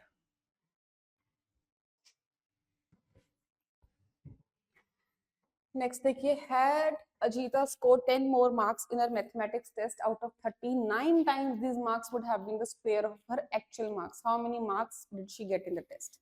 Let us say she got X marks. अब क्वेश्चन क्या कह रहा है, अगर उसके 10 मार्क्स ज्यादा आए होते तो 9 times these marks would have been the square of her actual marks. थोड़ा सा स्टेटमेंट उसने ऐसा ट्रिकी सा करके दिया है, अगर उसके 10 नंबर ज्यादा आए होते तो वो ये नंबर बनता, उसका 9 टाइम्स जो है वो इनिशियल जो उसके मार्क्स है उसके स्क्वायर के इक्वल है। The only catch in word problem is to write down the algebraic equation correctly. थोड़ा सा आराम से उसको समझ के तरीके से लिख लो, because once that is done उसके बाद तो हमें सिर्फ सॉल्व करना है। आप इसको चाहे तो क्वाड्रेटिक फॉर्मूला से सॉल्व कर लो, चाहे आप इसको फैक्टराइजेशन से सॉल्व कर लो। हम यहाँ पे क्वाड्रेटिक फॉर्मूला यूज करते हैं एक बारी, 4ac अपॉन 2a। ओके, सो b है minus of minus 9 plus minus b square यानी कि 9 का स्क्वायर 81 माइनस 4a है 1, c है माइनस 90 अपॉन 2a। तो this is equal to 9 plus minus 9 into 4 360 plus 81. This is 9 plus minus 441. 441 का root है 21. अब बेटा इसके दो सॉल्यूशंस हैं, 9 minus 21/2 और 9 plus 21/2. 9 minus 21/2 यानी कि हमें एक नेगेटिव वैल्यू मिलेगी, और मार्क्स कभी भी नेगेटिव में तो नहीं हो सकते, ठीक है। ऑल्दो हमें यहाँ पे ऐसा कुछ भी गिवन नहीं है। चलो हम दोनों सॉल्यूशंस यहाँ पे देखते हैं। 30/2 विच इज 15, ये हमारे पास आया है -12/2 -6। तो ऑल्दो क्योंकि हम यहाँ पे गिवन नहीं है तो we can take both the values, कि अगर नेगेटिव है तो -6 है, पॉजिटिव है तो 15 आ रहे हैं। तो ये दो पॉसिबल उसके मार्क्स हो सकते हैं कि जो टेस्ट में आए होंगे। Next let's move on to AP. AP arithmetic progression, ठीक है। अरिथमेटिक प्रोग्रेशन एक ऐसी लिस्ट ऑफ नंबर्स, एक ऐसा सीरीज है जिसमें जो भी कॉन्जिक्यूटिव टर्म्स है उनके बीच का डिफरेंस इक्वल होता है, डिफरेंस सेम होता है। In an AP, each term except the first term can be obtained by adding a fixed number called common difference to the preceding term. ये जो common difference है वो नेगेटिव हो सकता है, पॉजिटिव हो सकता है, जीरो हो सकता है। जीरो कैसे हो सकता है? क्योंकि ये भी एक AP है, इसमें कॉमन डिफरेंस जीरो है। This is also an AP. Okay, general form AP की हम कैसे लिख सकते हैं? A, फिर नेक्स्ट टर्म क्योंकि डिफरेंस ऐड होगा A प्लस D, अगले वाला क्या होगा? A plus D plus D, यानी कि A plus 2D, A plus 3D and so on, ठीक है। ये हमारी होगी फर्स्ट टर्म, इसको A1 से डिनोट कर सकते हैं, ये A2, ये A3, A4 and so on. Okay, a given list of numbers A1, A2, A3 forms an AP if A k plus 1, k plus 1 यानी कि अगर k की वैल्यू में 1 ले रही हूँ तो A1 plus 1 2 minus A1 is the same for all values of k. ये कह रहा है कि सेकंड वाली टर्म में से जब आप फर्स्ट वाली टर्म माइनस करोगे तो वैल्यू सेम आनी चाहिए, मतलब कि डिफरेंस सेम आना चाहिए, तभी वो AP होती है। Now which of the following numbers form an AP? सिर्फ हमें क्या करना है? डिफरेंस चेक करना है। 0 minus minus 4 4, 4 minus 0 4, 8 minus 4 4, difference same है तो ये AP है। 4 minus 2 2, 8 minus 4 4, यहाँ पर डिफरेंस हमारा सेम नहीं है तो ये AP नहीं है। Find the first four terms of an AP whose first term is 9 and the common difference is 6. पहली टर्म 9 है तो सेकंड टर्म क्या आएगी? 9 plus 6। थर्ड टर्म क्या आएगी? 9 plus 6, जो कि 15 आ गया, 15 plus 6 कर दो, या फिर जनरली हम इसको क्या लिख सकते हैं? A3 क्या होगा? A plus 2D होगा, राइट। तो ये हमने फोर टर्म्स फाइंड कर दी। nth टर्म को हम कैसे लिखते हैं? an is equal to a plus n minus 1d। A है फर्स्ट टर्म, D है डिफरेंस, N है number of terms in the AP। और अगर यही मुझे nth टर्म लास्ट से फाइंड करनी है तो उसका फॉर्मूला क्या हो जाएगा? Last term minus n minus 1d। First से जा रहे हैं तो हम डिफरेंस ऐड करते जा रहे हैं, अगर लास्ट से हम पीछे आ रहे हैं तो डिफरेंस माइनस करते जा रहे हैं। Okay, find the 12th term. अब बेटा 12th टर्म उसने पूछा है तो A12 क्या होगा? A plus 12 minus 1d, यानी कि A12 is A plus 11d, A6 is A plus 5d, A3 is A plus 2d, A20 is A plus 19d। A दे रखा है, डिफरेंस हम फाइंड कर सकते हैं, 9 minus 5 is 4। ओके, नेक्स्ट इसमें हमारा जो इंपॉर्टेंट फॉर्मूला है वो सम ऑफ फर्स्ट 10 टर्म्स का। सम का फॉर्मूला है Sn is equal to n/2 bracket 2a plus n minus 1d। a first term है, n नंबर ऑफ टर्म्स है and d is the difference, ठीक है। अब Sn का एक और फॉर्मूला है, वो क्या है कि अगर आपको किसी केस में फर्स्ट और लास्ट टर्म दोनों दे रखी हैं तो आप ये लगा सकते हो। अब अगर आप यहाँ पे देखो, इसको हमने क्या लिखा है? 2a की जगह अगर हम a plus n minus 1d लिख दें तो ये बेसिकली क्या होता है? nth term. एक AP की nth टर्म मतलब उसकी जो लास्ट टर्म होगी, लास्ट नंबर ऑफ जो n होगा, तो उसकी जगह पे हमने लिख दिया लास्ट टर्म, तो ये भी हमारे पास एक सम का फॉर्मूला है। जैसे इस केस में हम ये यूज कर रहे हैं, find the value of this whole. ये फर्स्ट टर्म भी दे रखी है, लास्ट टर्म भी दे रखी है, तो मैं ये फॉर्मूला लगा सकती हूँ, बट मुझे अभी n नहीं पता। n फाइंड करने के लिए हम a plus n minus 1d वाला फॉर्मूला यूज कर सकते हैं। an is a plus n minus 1, d है हमारा 8, तो ये 800 हो गया, 8n minus 8, 808 is equal to 8n, तो n की वैल्यू क्या आ गई 101, फिर हमने इस फॉर्मूले में पुट कर दिया 101/2 a plus l and we can just solve it.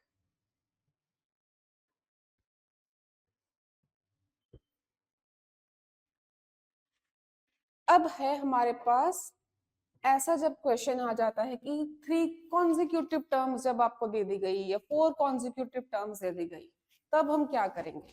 तब हम a plus D, a plus 2d ना लेके हम क्या कर सकते हैं, जब भी आपको 3 कॉन्जिक्यूटिव टर्म्स बोलेगी हैं, आप उनको ये ले लो, एक टर्म है a, नेक्स्ट टर्म है a प्लस डी और एक टर्म है a माइनस डी। ऐसे अगर 4 टर्म्स पूछ ली होती तो आप उनको क्या ले लो, a plus D, a minus D, a plus 2d, a minus 2d। ठीक है, इनका डिफरेंस d है, इसका डिफरेंस भी d है। मोस्टली एपी में होना क्या चाहिए, डिफरेंस सेम होना चाहिए, तो डिफरेंस इस केस में हमारा सेम है। एक मिनट, यहाँ पे 3d आएगा, d minus minus 2d, this is 3d, तभी डिफरेंस सेम है ना। a plus 3d minus a plus D, इसका डिफरेंस 2d आ गया, a plus D minus a minus D, इसका भी 2d आ गया, a माइनस डी, इसका भी 2d आ गया, तभी डिफरेंस हमारा सेम आ रहा है। अगर 4 कॉन्जिक्यूटिव टर्म्स दिए तो आप ये ले सकते हो। ठीक है, अब हमारे पास इसमें क्वेश्चन में क्या दिया है, 3 कॉन्जिक्यूटिव टर्म्स का सम 21 है, तो इन तीनों का सम 21 है,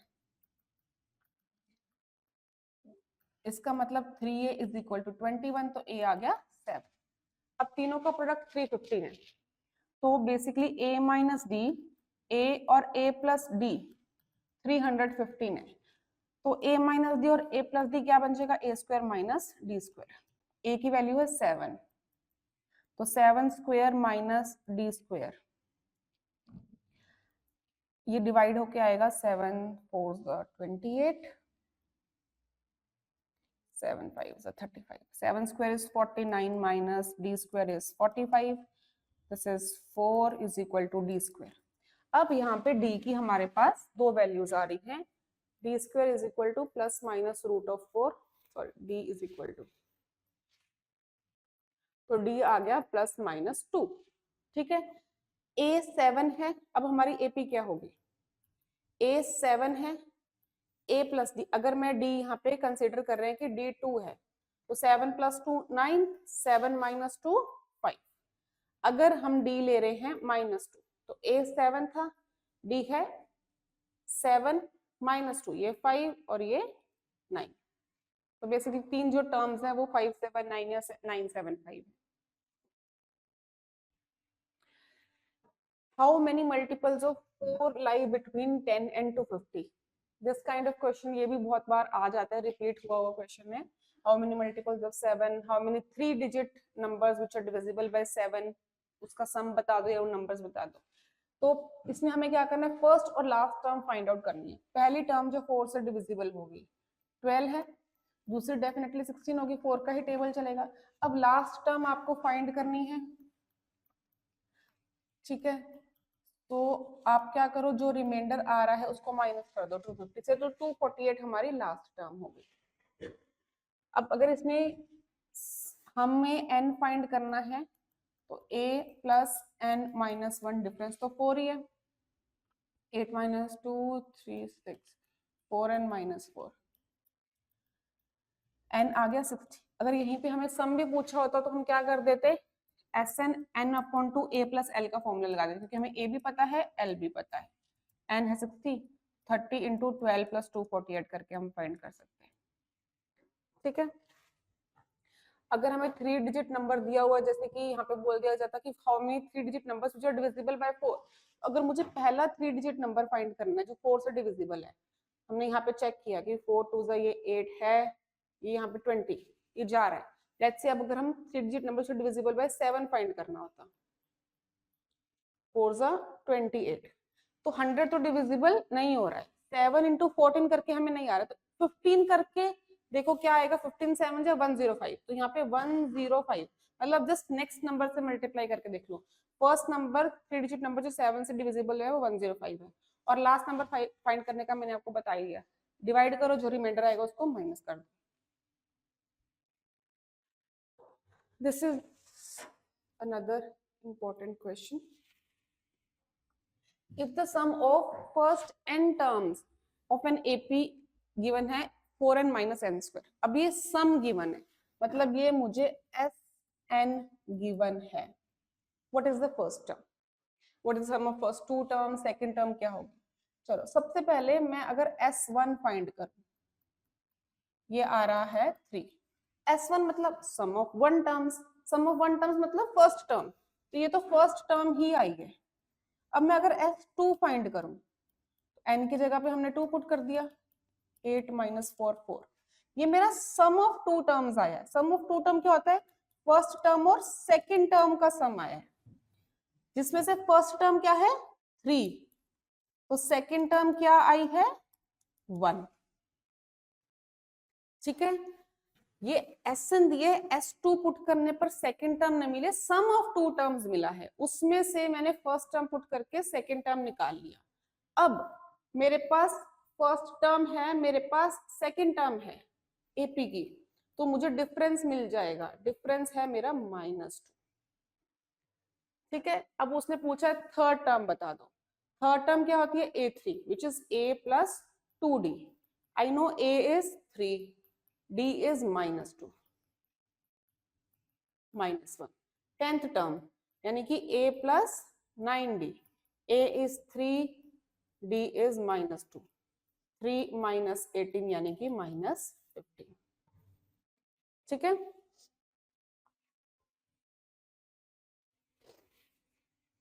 चलो let's move to next chapter now, triangles. तो 9th में हमने ट्राइंगल्स में पढ़ा था कॉन्ग्रुएंट ट्राइंगल्स, और यहाँ पे हम पढ़ रहे हैं सिमिलर ट्राइंगल्स. थोड़ा सा हम एक बार क्विक रिवीजन कर लेते हैं. सिमिलैरिटी और कॉन्ग्रुएंसी में क्या डिफरेंस है? दो ज्योमेट्रिकल फिगर्स अगर सेम शेप और सेम साइज की हैं तो वो कॉन्ग्रुएंट होती है, और अगर सिर्फ उनका शेप सेम है, साइज जरूरी नहीं है कि सेम है, तब हम बोलते हैं कि वो सिमिलर फिगर है. फॉर एग्जांपल सर्कल्स, सारे सर्कल सिमिलर है क्योंकि सबकी शेप सेम है, सारे गोल हैं. ठीक है, साइज डिफरेंट हो सकता है, कोई 5 सेंटीमीटर रेडियस का हो सकता है, कोई 7 सेंटीमीटर का, वो कॉन्ग्रुएंट नहीं है, वो सिमिलर है. All equilateral all equilateral triangles are similar, all squares are similar, all congruent figures are similar. क्योंकि शेप और साइज तो सबका सेम है, और सिमिलर की रिक्वायरमेंट है कि बस साइज सेम होना चाहिए. तो सारे कॉन्ग्रुएंट फिगर्स सिमिलर है, बट सारे सिमिलर कॉन्ग्रुएंट नहीं है. सिमिलैरिटी क्या है? कोई भी पॉलीगॉन तब सिमिलर होगा अगर उनके कॉरस्पॉन्डिंग एंगल इक्वल है या कॉरस्पॉन्डिंग साइड्स का रेशियो सेम है. एंगल्स इक्वल या साइड्स का रेशियो इक्वल होना चाहिए. Okay, two line segments are congruent if they are equal in length, two angles are congruent if they have the same measure. Congruent का मतलब होगा कि सेम है वहां पे. अब ओवरऑल हमारे पास ट्राइंगल्स चैप्टर में दो पार्ट्स में डिवाइड है. पहला है BPT, then questions based on BPT, and second है similarity criterias. BPT is very very very important. इसका प्रूफ आपको डायरेक्टली पूछा जा सकता है. 5 मार्क में आपको क्वेश्चन ऐसा बनता था, state and prove the basic proportionality theorem, और फिर आगे एक छोटा सा क्वेश्चन दे देता है, based upon this find this value या सॉल्व दिस क्वेश्चन.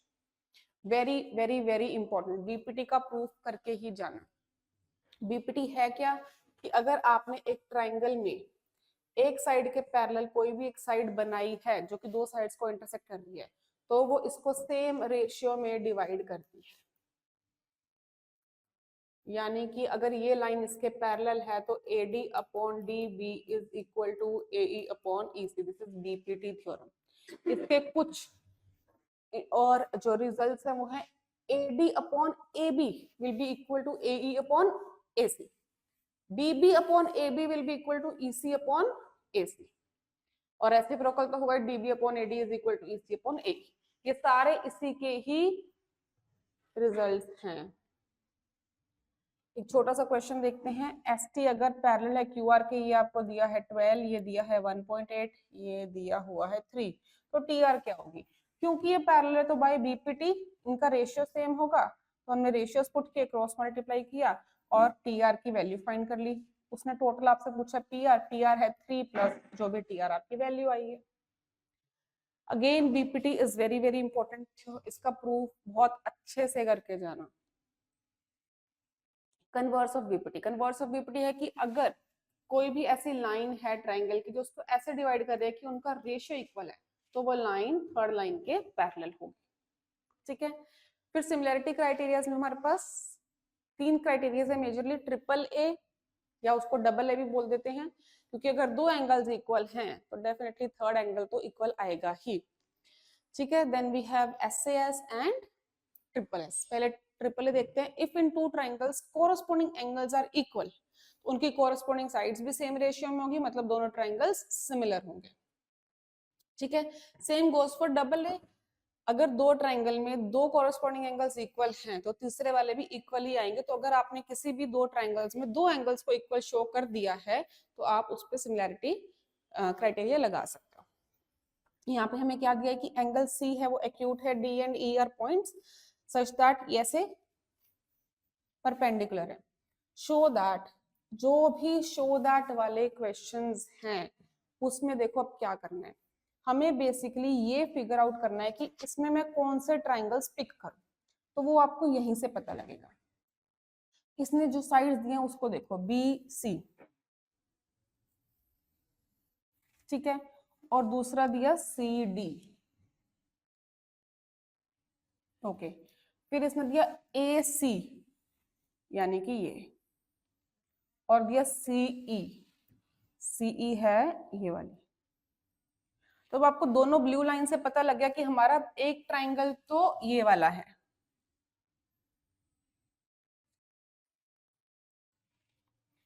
ओके, और दूसरा ट्राइंगल हमारा ये सॉरी एक ट्राइंगल तो हमारे पास है ये वाला ए डी सी और एक बनेगा ई बी सी। ठीक है, अब इसमें हम देखते हैं ए डी सी और बी सी में, क्योंकि एंगल सी हमारा दोनों में सेम आ रहा है, कॉमन आ रहा है, और दूसरा हमारे पास है यहाँ पे, इसमें ये 90 है और इसमें ये 90 है। ठीक है, सो डबल ए क्राइटेरिया हमारा यहाँ पे लग गया, 90 डिग्री 90 डिग्री और एक एंगल कॉमन। अब एक चीज बहुत जरूरी होती है कि आप इसका जो सिमिलैरिटी का ऑर्डर लिख रहे हो that should be correct exactly. तो हम एक बार ही लिखते हैं A D C similar to, C C के ही सिमिलर है, डी एंगल ई के साथ आ रहा है, तो यहाँ पे क्या आ गया बी। अब हम यहाँ पे लिख सकते हैं A D upon B E is equal to D C upon E C is equal to A C upon B C.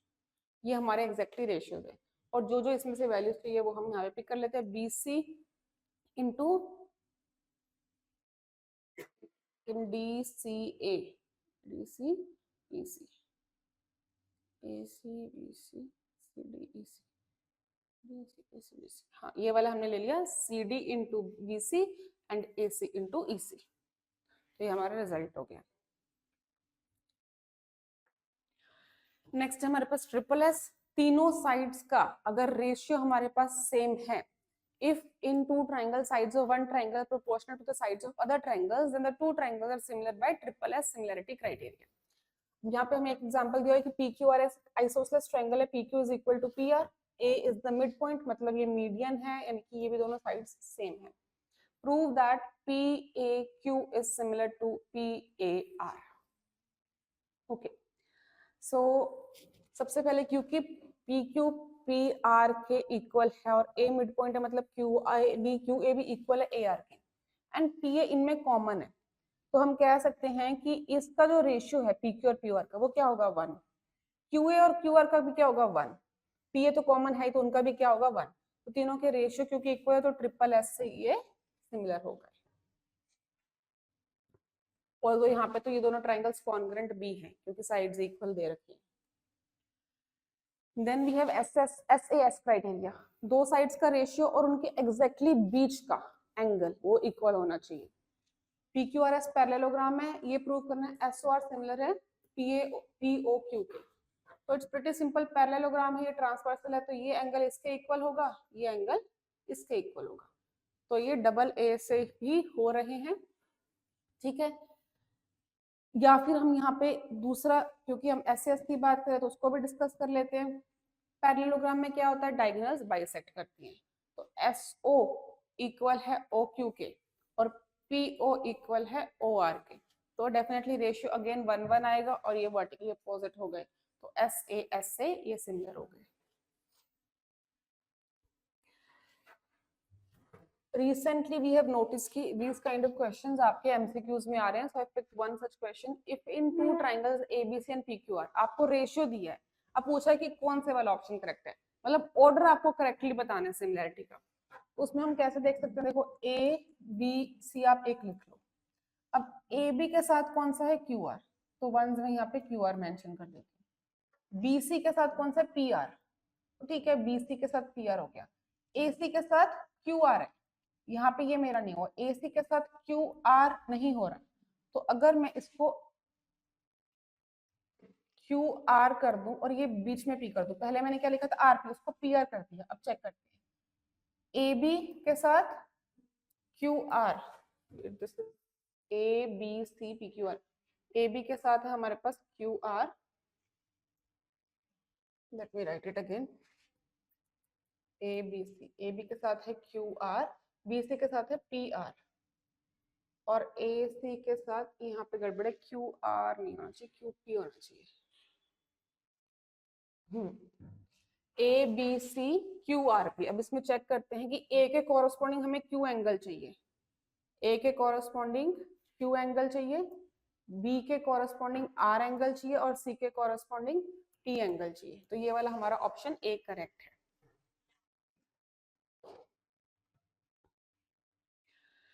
Next question. A girl of height 90 centimeters walking away from the base of a lamp post at a speed of 1.2 meter per second. Lamp की height है 3.6 metre above the ground, find the length of shadow. एक lamp है जिसकी height है 3.6 metres और एक 90 centimetre की girl है जो कि इससे दूर वॉक कर रही है, ठीक है, स्पीड 1.2 मीटर पर सेकेंड पे, और आफ्टर 4 सेकेंड्स, ये 4 सेकेंड्स वॉक करने के बाद she is standing over here eight 90 centimetre यानी कि 0.9 मीटर्स। तो what will be the length of a shadow. अब शैडो कहाँ पड़ेगी, यहाँ पे, तो हमें ये वाली लेंथ फाइंड करनी है। Can we join this, once we join this we get a triangle. अब देखो अगर पोल है वो भी 90 डिग्री पे स्टैंड करेगा, जो गर्ल है वो भी ग्राउंड पे 90 डिग्री पे स्टैंड करेगी, तो यहाँ पे हमारे पास क्या हो रहा है, in triangle A B D and triangle C E C D, angle B और एंगल सी 90 डिग्री है और डी एंगल कॉमन आ रहा है, तो ए बी डी सिमिलर हो रहा है ई सी डी से बाय डबल ए क्राइटेरिया। अगर वो सिमिलर हो रहा है तो A B upon E C will be equal to B D upon C D, ठीक है। ए बी दे रखा है 3.6, ई सी है 0.9, बी डी, सी डी को x मान लेते हैं, तो बी डी क्या है, पहले तो ये बी सी तक की स्पीड थी 1.2 और टाइम लगा 4, तो डिस्टेंस कितना हो गया, स्पीड इनटू टाइम 4.8, स्पीड दे रखी है 1.2 मीटर पर सेकेंड, डिस्टेंस दे रखा है 4, सॉरी टाइम दे रखा है 4 सेकेंड, तो distance is speed into time 4.8, so B D is 4.8 plus x, C D है x, ये आएगा हमारा 4, so we get 3x is equal to 4.8, तो x की वैल्यू आ गई 1.6, तो उसकी शेडो की जो लेंथ है वो है 1.6 metre.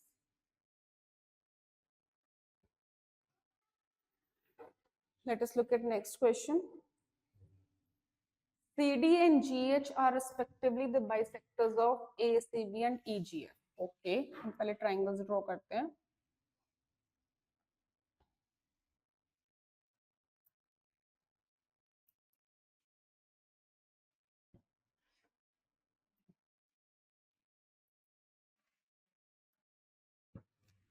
Such that D and H lies on the side AB.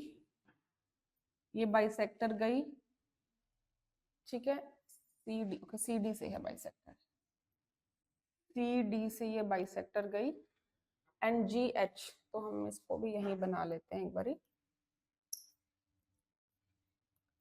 Ji H से ये बाइसेक्टर गई, ई जी एफ था ना, ओके, सच दैट हमें क्या दे रखा है, A B C F E जी के,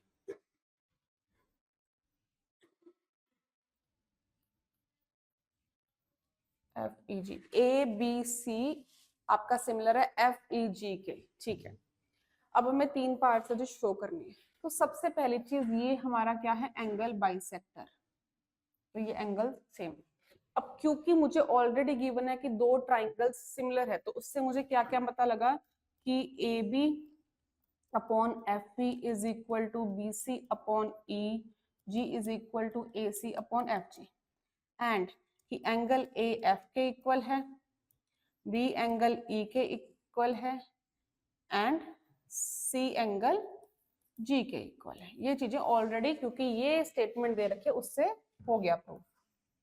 अब in the first part it says C D, यानी कि ये line upon G H equal to A C upon F G, मतलब ये दोनों ट्राइंगल्स हमने लेने हैं, ओके। तो इन दोनों ट्राइंगल्स में let us look here, I already know कि angle A is equal to angle F, then क्योंकि एंगल सी इक्वल था जी के, तो half of angle C half of angle G के इक्वल होगा। हाफ ऑफ एंगल सी क्या है, ये D C A is equal to H G F, तो ये दोनों ट्राइंगल्स तो सिमिलर हो गए बाय डबल ए, और ये हमारा थर्ड पार्ट भी है, डी सी ए को हमें सिमिलर करना था एच जी एफ के। अगर ये सिमिलर हो गए तो बस अब हम इसके रेशियोज का लिख देते हैं, C A upon G F, that is what we wanted to prove, ठीक है। सेकेंड पार्ट में हमें क्या बोला, डी सी बी, ये और ये सिमिलरली ये हो जाएगा, क्योंकि एंगल बी तो ऑलरेडी इक्वल है एंगल ई के, और half of angle C half of angle G के इक्वल हो जाएगा, तो डबल ए क्राइटेरिया से ही ये भी सिमिलर हो जाएंगे, okay. Now, before we go to next chapter, I think yes, I want to mention one thing over here. To erase this little part. इसमें बेटा एक पेरीमीटर वाला आपके पास बहुत बार क्वेश्चन आ जाता है, तो वो भी पार्ट हम कवर कर लेते हैं।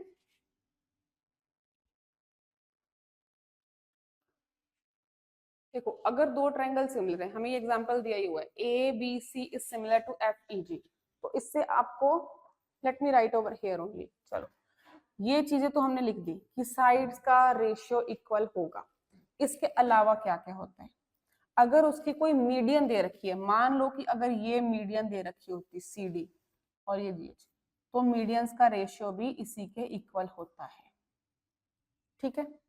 अगर वो मीडियन दे रखी हो, मीडियन का रेशियो भी साइड्स के रेशियो के इक्वल होता है, और इनके जो पेरीमीटर आएगा, perimeter of A B C, कभी आपसे वो पेरीमीटर का रेशियो पूछ लेता है, वो भी साइड्स के रेशियो के ही इक्वल होता है, तो आपको ये चीज ध्यान रखनी है।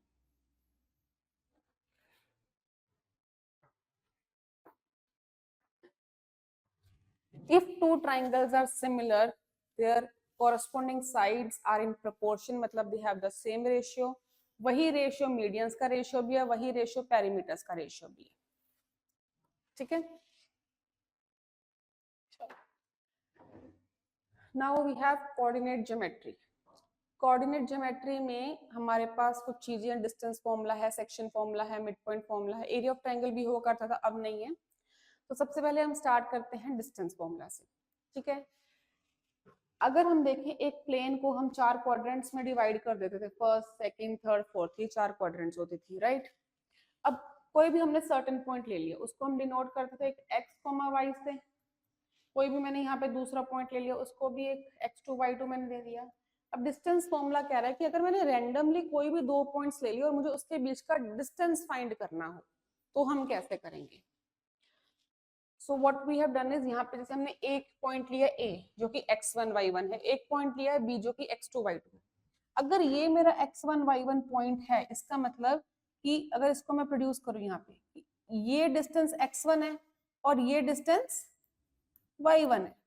सिमिलरली अगर ये पॉइंट x2 y2 है तो ये पूरा डिस्टेंस x2 है और ये पूरा डिस्टेंस y2 है। तो अगर मैं इसकी बात करूं AC क्या आ जाएगा, x2 माइनस x1, और ऐसे BC क्या आ जाएगा, y2 माइनस y1। अब ये ऑब्वियसली राइट एंगल ट्राइंगल है, इसके बिल्कुल पैरेलल बनाइए, 90 डिग्री, ये भी 90 डिग्री है, ठीक है। तो ये राइट एंगल ट्राइंगल है तो हम इस पे लगा देते हैं पाइथागोरस। AB का square is equal to AC square plus BC square. AB का square is equal to AC square क्या है, x2 माइनस x1 का स्क्वायर, ये है y2 माइनस y1 का स्क्वायर। AB का स्क्वायर हटेगा तो यहाँ पे आ गया रूट, और ये आ गया हमारा distance formula, root of x2 minus x1 का square plus y2 minus y1 का होल स्क्वायर। इसको हम अंदर x1 माइनस x2 भी कर सकते हैं, कोई दिक्कत नहीं है, क्योंकि चाहे ये 2 आए चाहे माइनस 2 आए, स्क्वायर होकर तो 4 ही आएगा, क्योंकि हमने स्क्वायरिंग कर ही देनी है, ठीक है। So we can do it either way. This is the first important thing, distance formula. Second है हमारे पास सेक्शन फॉर्मूला। सेक्शन फॉर्मूला है सिर्फ अभी 10th में आपका सिर्फ इंटरनली करने का है, कि अगर आपके पास एक लाइन है, उसको कोई एक पॉइंट इंटरनली किसी रेशियो में डिवाइड कर रहा है, तो वो आप रेशियो बताओ या वो आप पॉइंट बताओ, उसके लिए हमारे पास सेक्शन फॉर्मूला होता है। तो हम इसके प्रूफ में नहीं जाते हैं, and it is also not going to be asked. हम डायरेक्टली एक बार सेक्शन फॉर्मूला देख लेते हैं।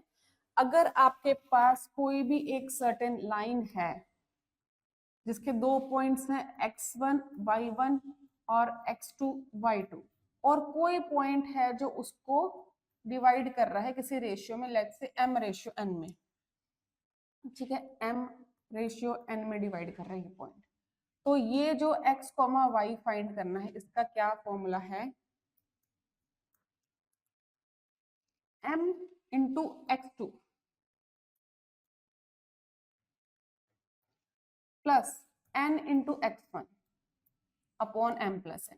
ये आपको देगा x coordinate, m y2 plus n y1 upon m plus n, ये आपको देगा y कोऑर्डिनेट। ये जो वैल्यूज आएंगी वो इसकी, ये जो पॉइंट उसको डिवाइड कर रहा है उसकी वैल्यू आएगी,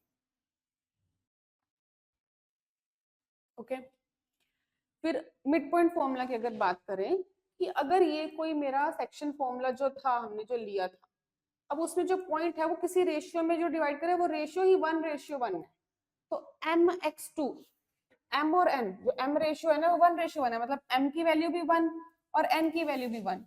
1 पुट किया तो क्या आ गया, x2 plus x1 upon 1 plus 1, तो क्या बन गया x1 प्लस x2 अपॉन 2। उससे हमें मिड पॉइंट फॉर्मूला मिल गया कि दो अगर कोऑर्डिनेट्स हैं उसका बिल्कुल बीच का पॉइंट चाहिए, तो अगर ये x1 y1 है, x2 y2 है, तो ये क्या होगा x1 plus x2 upon 2, y1 plus y2 upon 2, मतलब उनका एवरेज दोनों पॉइंट्स का, ओके। अब इस पे कोऑर्डिनेट ज्योमेट्री के मैं आपको कुछ क्वेश्चंस लिख के दे रही हूँ जो आपको डेफिनेटली गो थ्रू करने हैं। सबसे पहले आपको बेसिक तो जरूर हो गया कि हाँ डिस्टेंस फॉर्मूला फाइंड कर लोगे। एक आपको कोलिनियरिटी वाला क्वेश्चन जरूर ट्राई करना है कि कैसे आप प्रूव करोगे कि पॉइंट्स कोलिनियर है। अगर हमें दे रखा है कि 3 पॉइंट्स दे रखे हैं और बताना है कि कोलिनियर है, तो AB का डिस्टेंस प्लस BC का डिस्टेंस अगर AC के डिस्टेंस के इक्वल है तब वो कोलिनियर है। तो this is one question that you have to try. Second question है जो मैं अभी आपको यहाँ पे करवा रही हूँ, इसका भी हम थोड़ा सा डिस्कस करते हैं करने से पहले। 4 पॉइंट्स दे दिए कोई भी एक क्वाड्रिलेटरल के और बोला है कि प्रूफ बता दो किस टाइप का पैरेललोग्राम है। This is very important. अब बेटा इसमें आप क्या करोगे, लेट अस से कि आपको ये 4 पॉइंट्स गिवन है CD, और उसने पूछ लिया है किस टाइप का पैरेललोग्राम है, जैसे इस केस में कि प्रूव करो कि वर्टिसेस के स्क्वायर के ही vertices. So what you will do, आपको कुछ चीजें ध्यान रखनी है। प्रॉपर्टीज जो हमने ऑलरेडी पढ़ी हुई है पहले, पैरेललोग्राम के केस में क्या होगा, आप सबकी लेंथ निकालोगे, A B B C C D D A सबकी लेंथ निकालोगे, ऑपोजिट वाली साइड्स की अगर लेंथ आपकी सेम आ गई अगर ये सेम आ गई उसके बाद आप फाइंड करोगे डायगोनल। AC अगर नॉट इक्वल टू आया BD के, डायगोनल्स इक्वल नहीं आए तो वो पैरेललोग्राम है। अगर ऑपोजिट साइड्स आपकी इक्वल आ गई और डायगोनल्स भी इक्वल आ गए तो वो रेक्टेंगल है। ठीक है, अगर आपकी चारों साइड्स इक्वल आ गई और डायगोनल इक्वल नहीं आए तो वो रोम्बस है। अगर आपकी चारों साइड्स इक्वल आ गई और डायगोनल भी इक्वल आ गए तो वो स्क्वायर है। So once you are trying this, start with this AB and BC. अगर आपका AB और BC ही इक्वल नहीं आया तो मतलब यही दो ऑप्शन है ना, तो आप ऑपोजिट वाले चेक करो। ऑपोजिट वाले चेक करें और अगर डायगोनल भी इक्वल आ गया तो रेक्टेंगल है, डायगोनल इक्वल नहीं है तो सिर्फ पैरेललोग्राम है। चारों साइड्स अगर इक्वल आ गई फिर आपको डायगोनल चेक करने पड़ेंगे कि इक्वल आ रहे हैं तो स्क्वायर है, नहीं आ रहे तो रोम्बस है। तो ये हो गया आपको पैरेललोग्राम वाला बेस्ड क्वेश्चन। ठीक है, टाइप्स ऑफ पैरेललोग्राम बेसिकली। ठीक है, then there is another question जिसमें आपको सिर्फ दे रखा होगा कि ये पैरेललोग्राम ही है और आपको एक कोऑर्डिनेट बताना होगा, वो भी हम अब करेंगे। पहले ये वाला क्वेश्चन अब सॉल्व कर लेते हैं।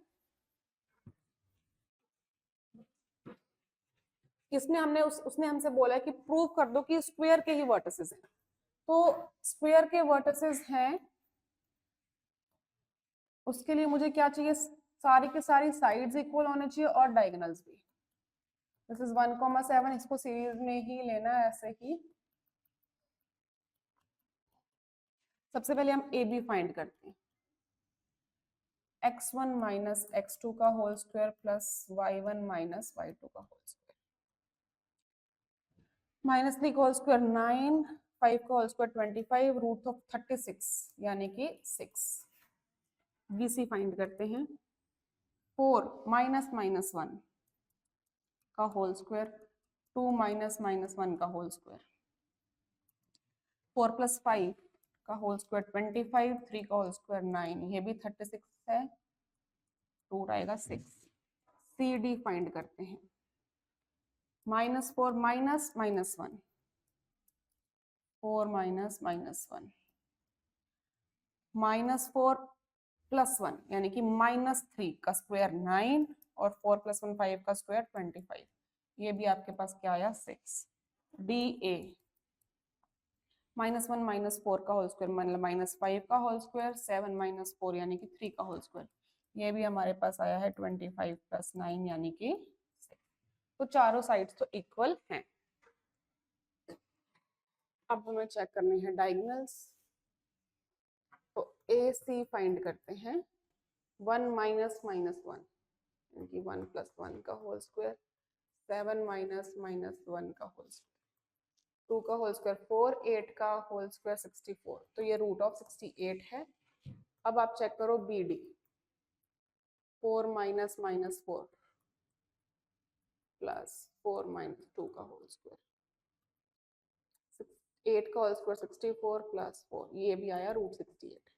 तो यस, चारों साइड इक्वल हैं और डायगोनल्स भी आपस में इक्वल हैं, इसका मतलब कि ये एक स्क्वायर है। अब ये था जो question what I was talking about, the fourth vertex of parallelogram. जब आपको ये दे ही दिया गया है कि ये एक पैरेललोग्राम है और उसके 3 वर्टिसेस गिवन होंगे, -2, 3, 6, 7, 8, 3 और फोर्थ पूछा है। अब हमें पता है कि पैरेललोग्राम में ये साइड इसके इक्वल है। आप इसको अगर XY मानो तो आप क्या कर सकते हो कि आप AB का डिस्टेंस फाइंड करो, उसको इक्वल रखो CD के डिस्टेंस के, उससे आपको एक इक्वेशन मिलेगी X और Y में। फिर आप BC के इक्वल रखो AD को, उसको भी उससे भी इक्वेशन मिलेगी X और Y में, फिर दोनों इक्वेशंस को सॉल्व करो, and that is very lengthy. There is other way to do it, वो बहुत इजी वे है। वो देखो क्या है क्योंकि पैरेललोग्राम में डायगोनल्स बाइसेक्ट करते हैं, so you will write this first of all, diagonals of a parallelogram bisect each other, है ना, बाइसेक्ट ईच अदर। इसका मतलब क्या है कि ये जो AO है वो OC के इक्वल है, ये जो DO है वो OB के इक्वल, मतलब O इसका भी मिड पॉइंट है और इसका भी मिड पॉइंट है, तो दोनों डायगोनल्स का मिड पॉइंट है। तो O का कोऑर्डिनेट निकालते पहले AC से।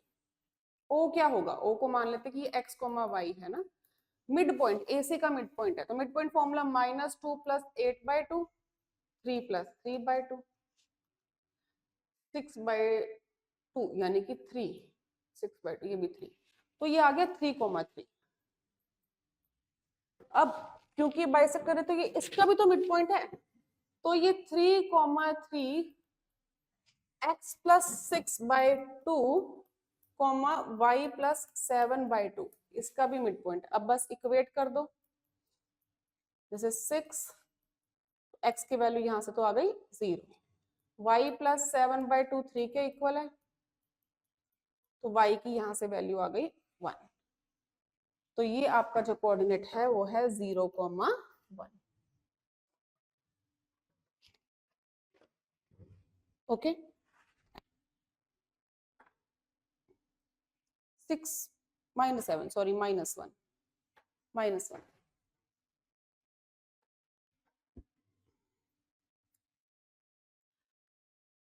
नेक्स्ट जो हम दो क्वेश्चंस करने वाले हैं ये भी बहुत इंपॉर्टेंट क्वेश्चंस हैं, ठीक है।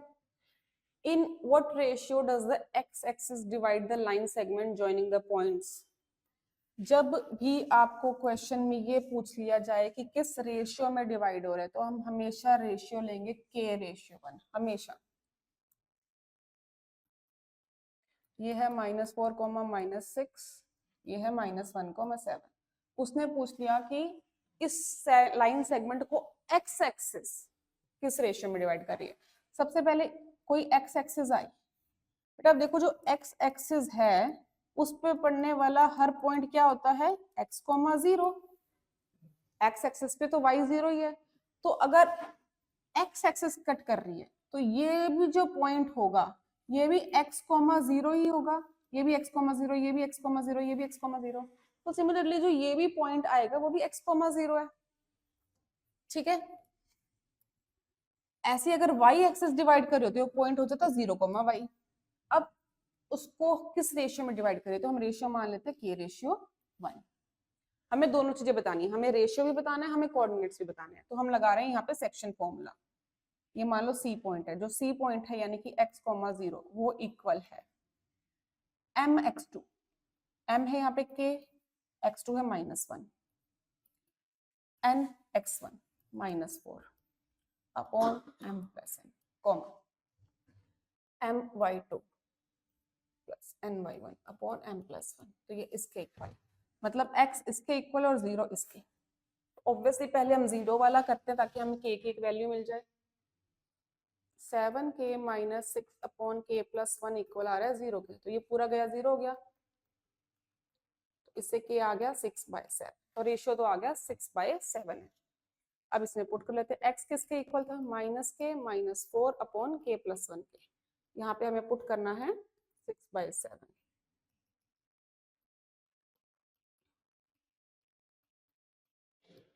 This will be -6 - 28/7, 7 + 6 13/7 minus 34/30, ये हमारा x आ गया। तो ये पॉइंट है -34/13, 0 और रेशियो है 6/7, ठीक है ना। The last question, the line segment joining the points 3,2 and 5,1 is divided at the point P in the ratio 1/2 and it lies on this line। ये जो point P है ये इस लाइन पे लाई कर रहा है, ये कोई सर्टेन लाइन है 3x minus 18y plus k, जो पॉइंट P है वो इस लाइन पे भी लाई कर रहे हैं, तो k की वैल्यू बताओ। पहले हम P फाइंड करते हैं, P के कोऑर्डिनेट्स मान लेते हैं x, y, तो सेक्शन फॉर्मूला लगेगा mx2 plus nx1 upon m plus n, my2 plus ny1 upon m plus n। तो x की वैल्यू आ गई 11/3 और y की वैल्यू आ गई 5/3। तो मेरा जो P पॉइंट है वो है 11/3, 5/3। अब उसने बोला कि ये पॉइंट P उस लाइन पे है, तो मतलब उस लाइन पे अगर है तो मतलब ये x कोऑर्डिनेट और ये y कोऑर्डिनेट, ठीक है। तो इस लाइन का अगर ये पॉइंट है, इसमें सेटिस्फाई करेगा, तो 3x minus 18y plus k equal to 0, जो ये लाइन है, अब इसमें k की वैल्यू चाहिए। 6 5 जो 30, तो k आ गया आपके पास 30 माइनस 11 यानी कि 19, k की वैल्यू है 19। This is also a good question, और इससे पहले वाला भी अच्छा क्वेश्चन आ सकता है, मतलब जो क्वेश्चन जिसमें आपको रेशियो ही पूछा और कोऑर्डिनेट भी पूछे। Okay, so that is all, we have covered the first half, 7 chapters का हमने रिवीजन एक बार कवर कर लिया है। Next we will do another जो 7 चैप्टर्स हैं। Make sure that you go through the formulas very nicely. एक सेपरेट शीट बना लो जिसको लास्ट में आप लास्ट डे या डे बिफोर रिविजिट करोगे। And couple of important things जो हैं, जैसे कि आपका बीपीटी थ्योरम हो गया जिसके भी प्रूव्स हैं, ठीक है, बीपीटी थ्योरम हो गया, सेक्शन फॉर्मूला हो गया। अब जब भी सेक्शन फॉर्मूला लिखोगे मेक श्योर कि उसको बहुत अच्छे से राइट डाउन करो। I did it in a Hari over here क्योंकि हमें बहुत सारे क्वेश्चंस कवर करने थे। You write down the formula, her point पे आपको फॉर्मूला लिखना है, चाहे वो 3 बार लिखना पड़ जाए, 3 क्वेश्चंस में यू विल राइट इट। जहां जहां थ्योरम यूज हो रही है आप वो लिखोगे, जहां जहां भी कोई प्रॉपर्टी यूज हो रही है वो लिखोगे साइड पे, because that carries extra mark. उसका अगर सर्टेन हाफ मार्क डेडिकेटेड है तो वो अगर आपने लिखा है तभी मिलेगा, ठीक है। All right, thank you so much.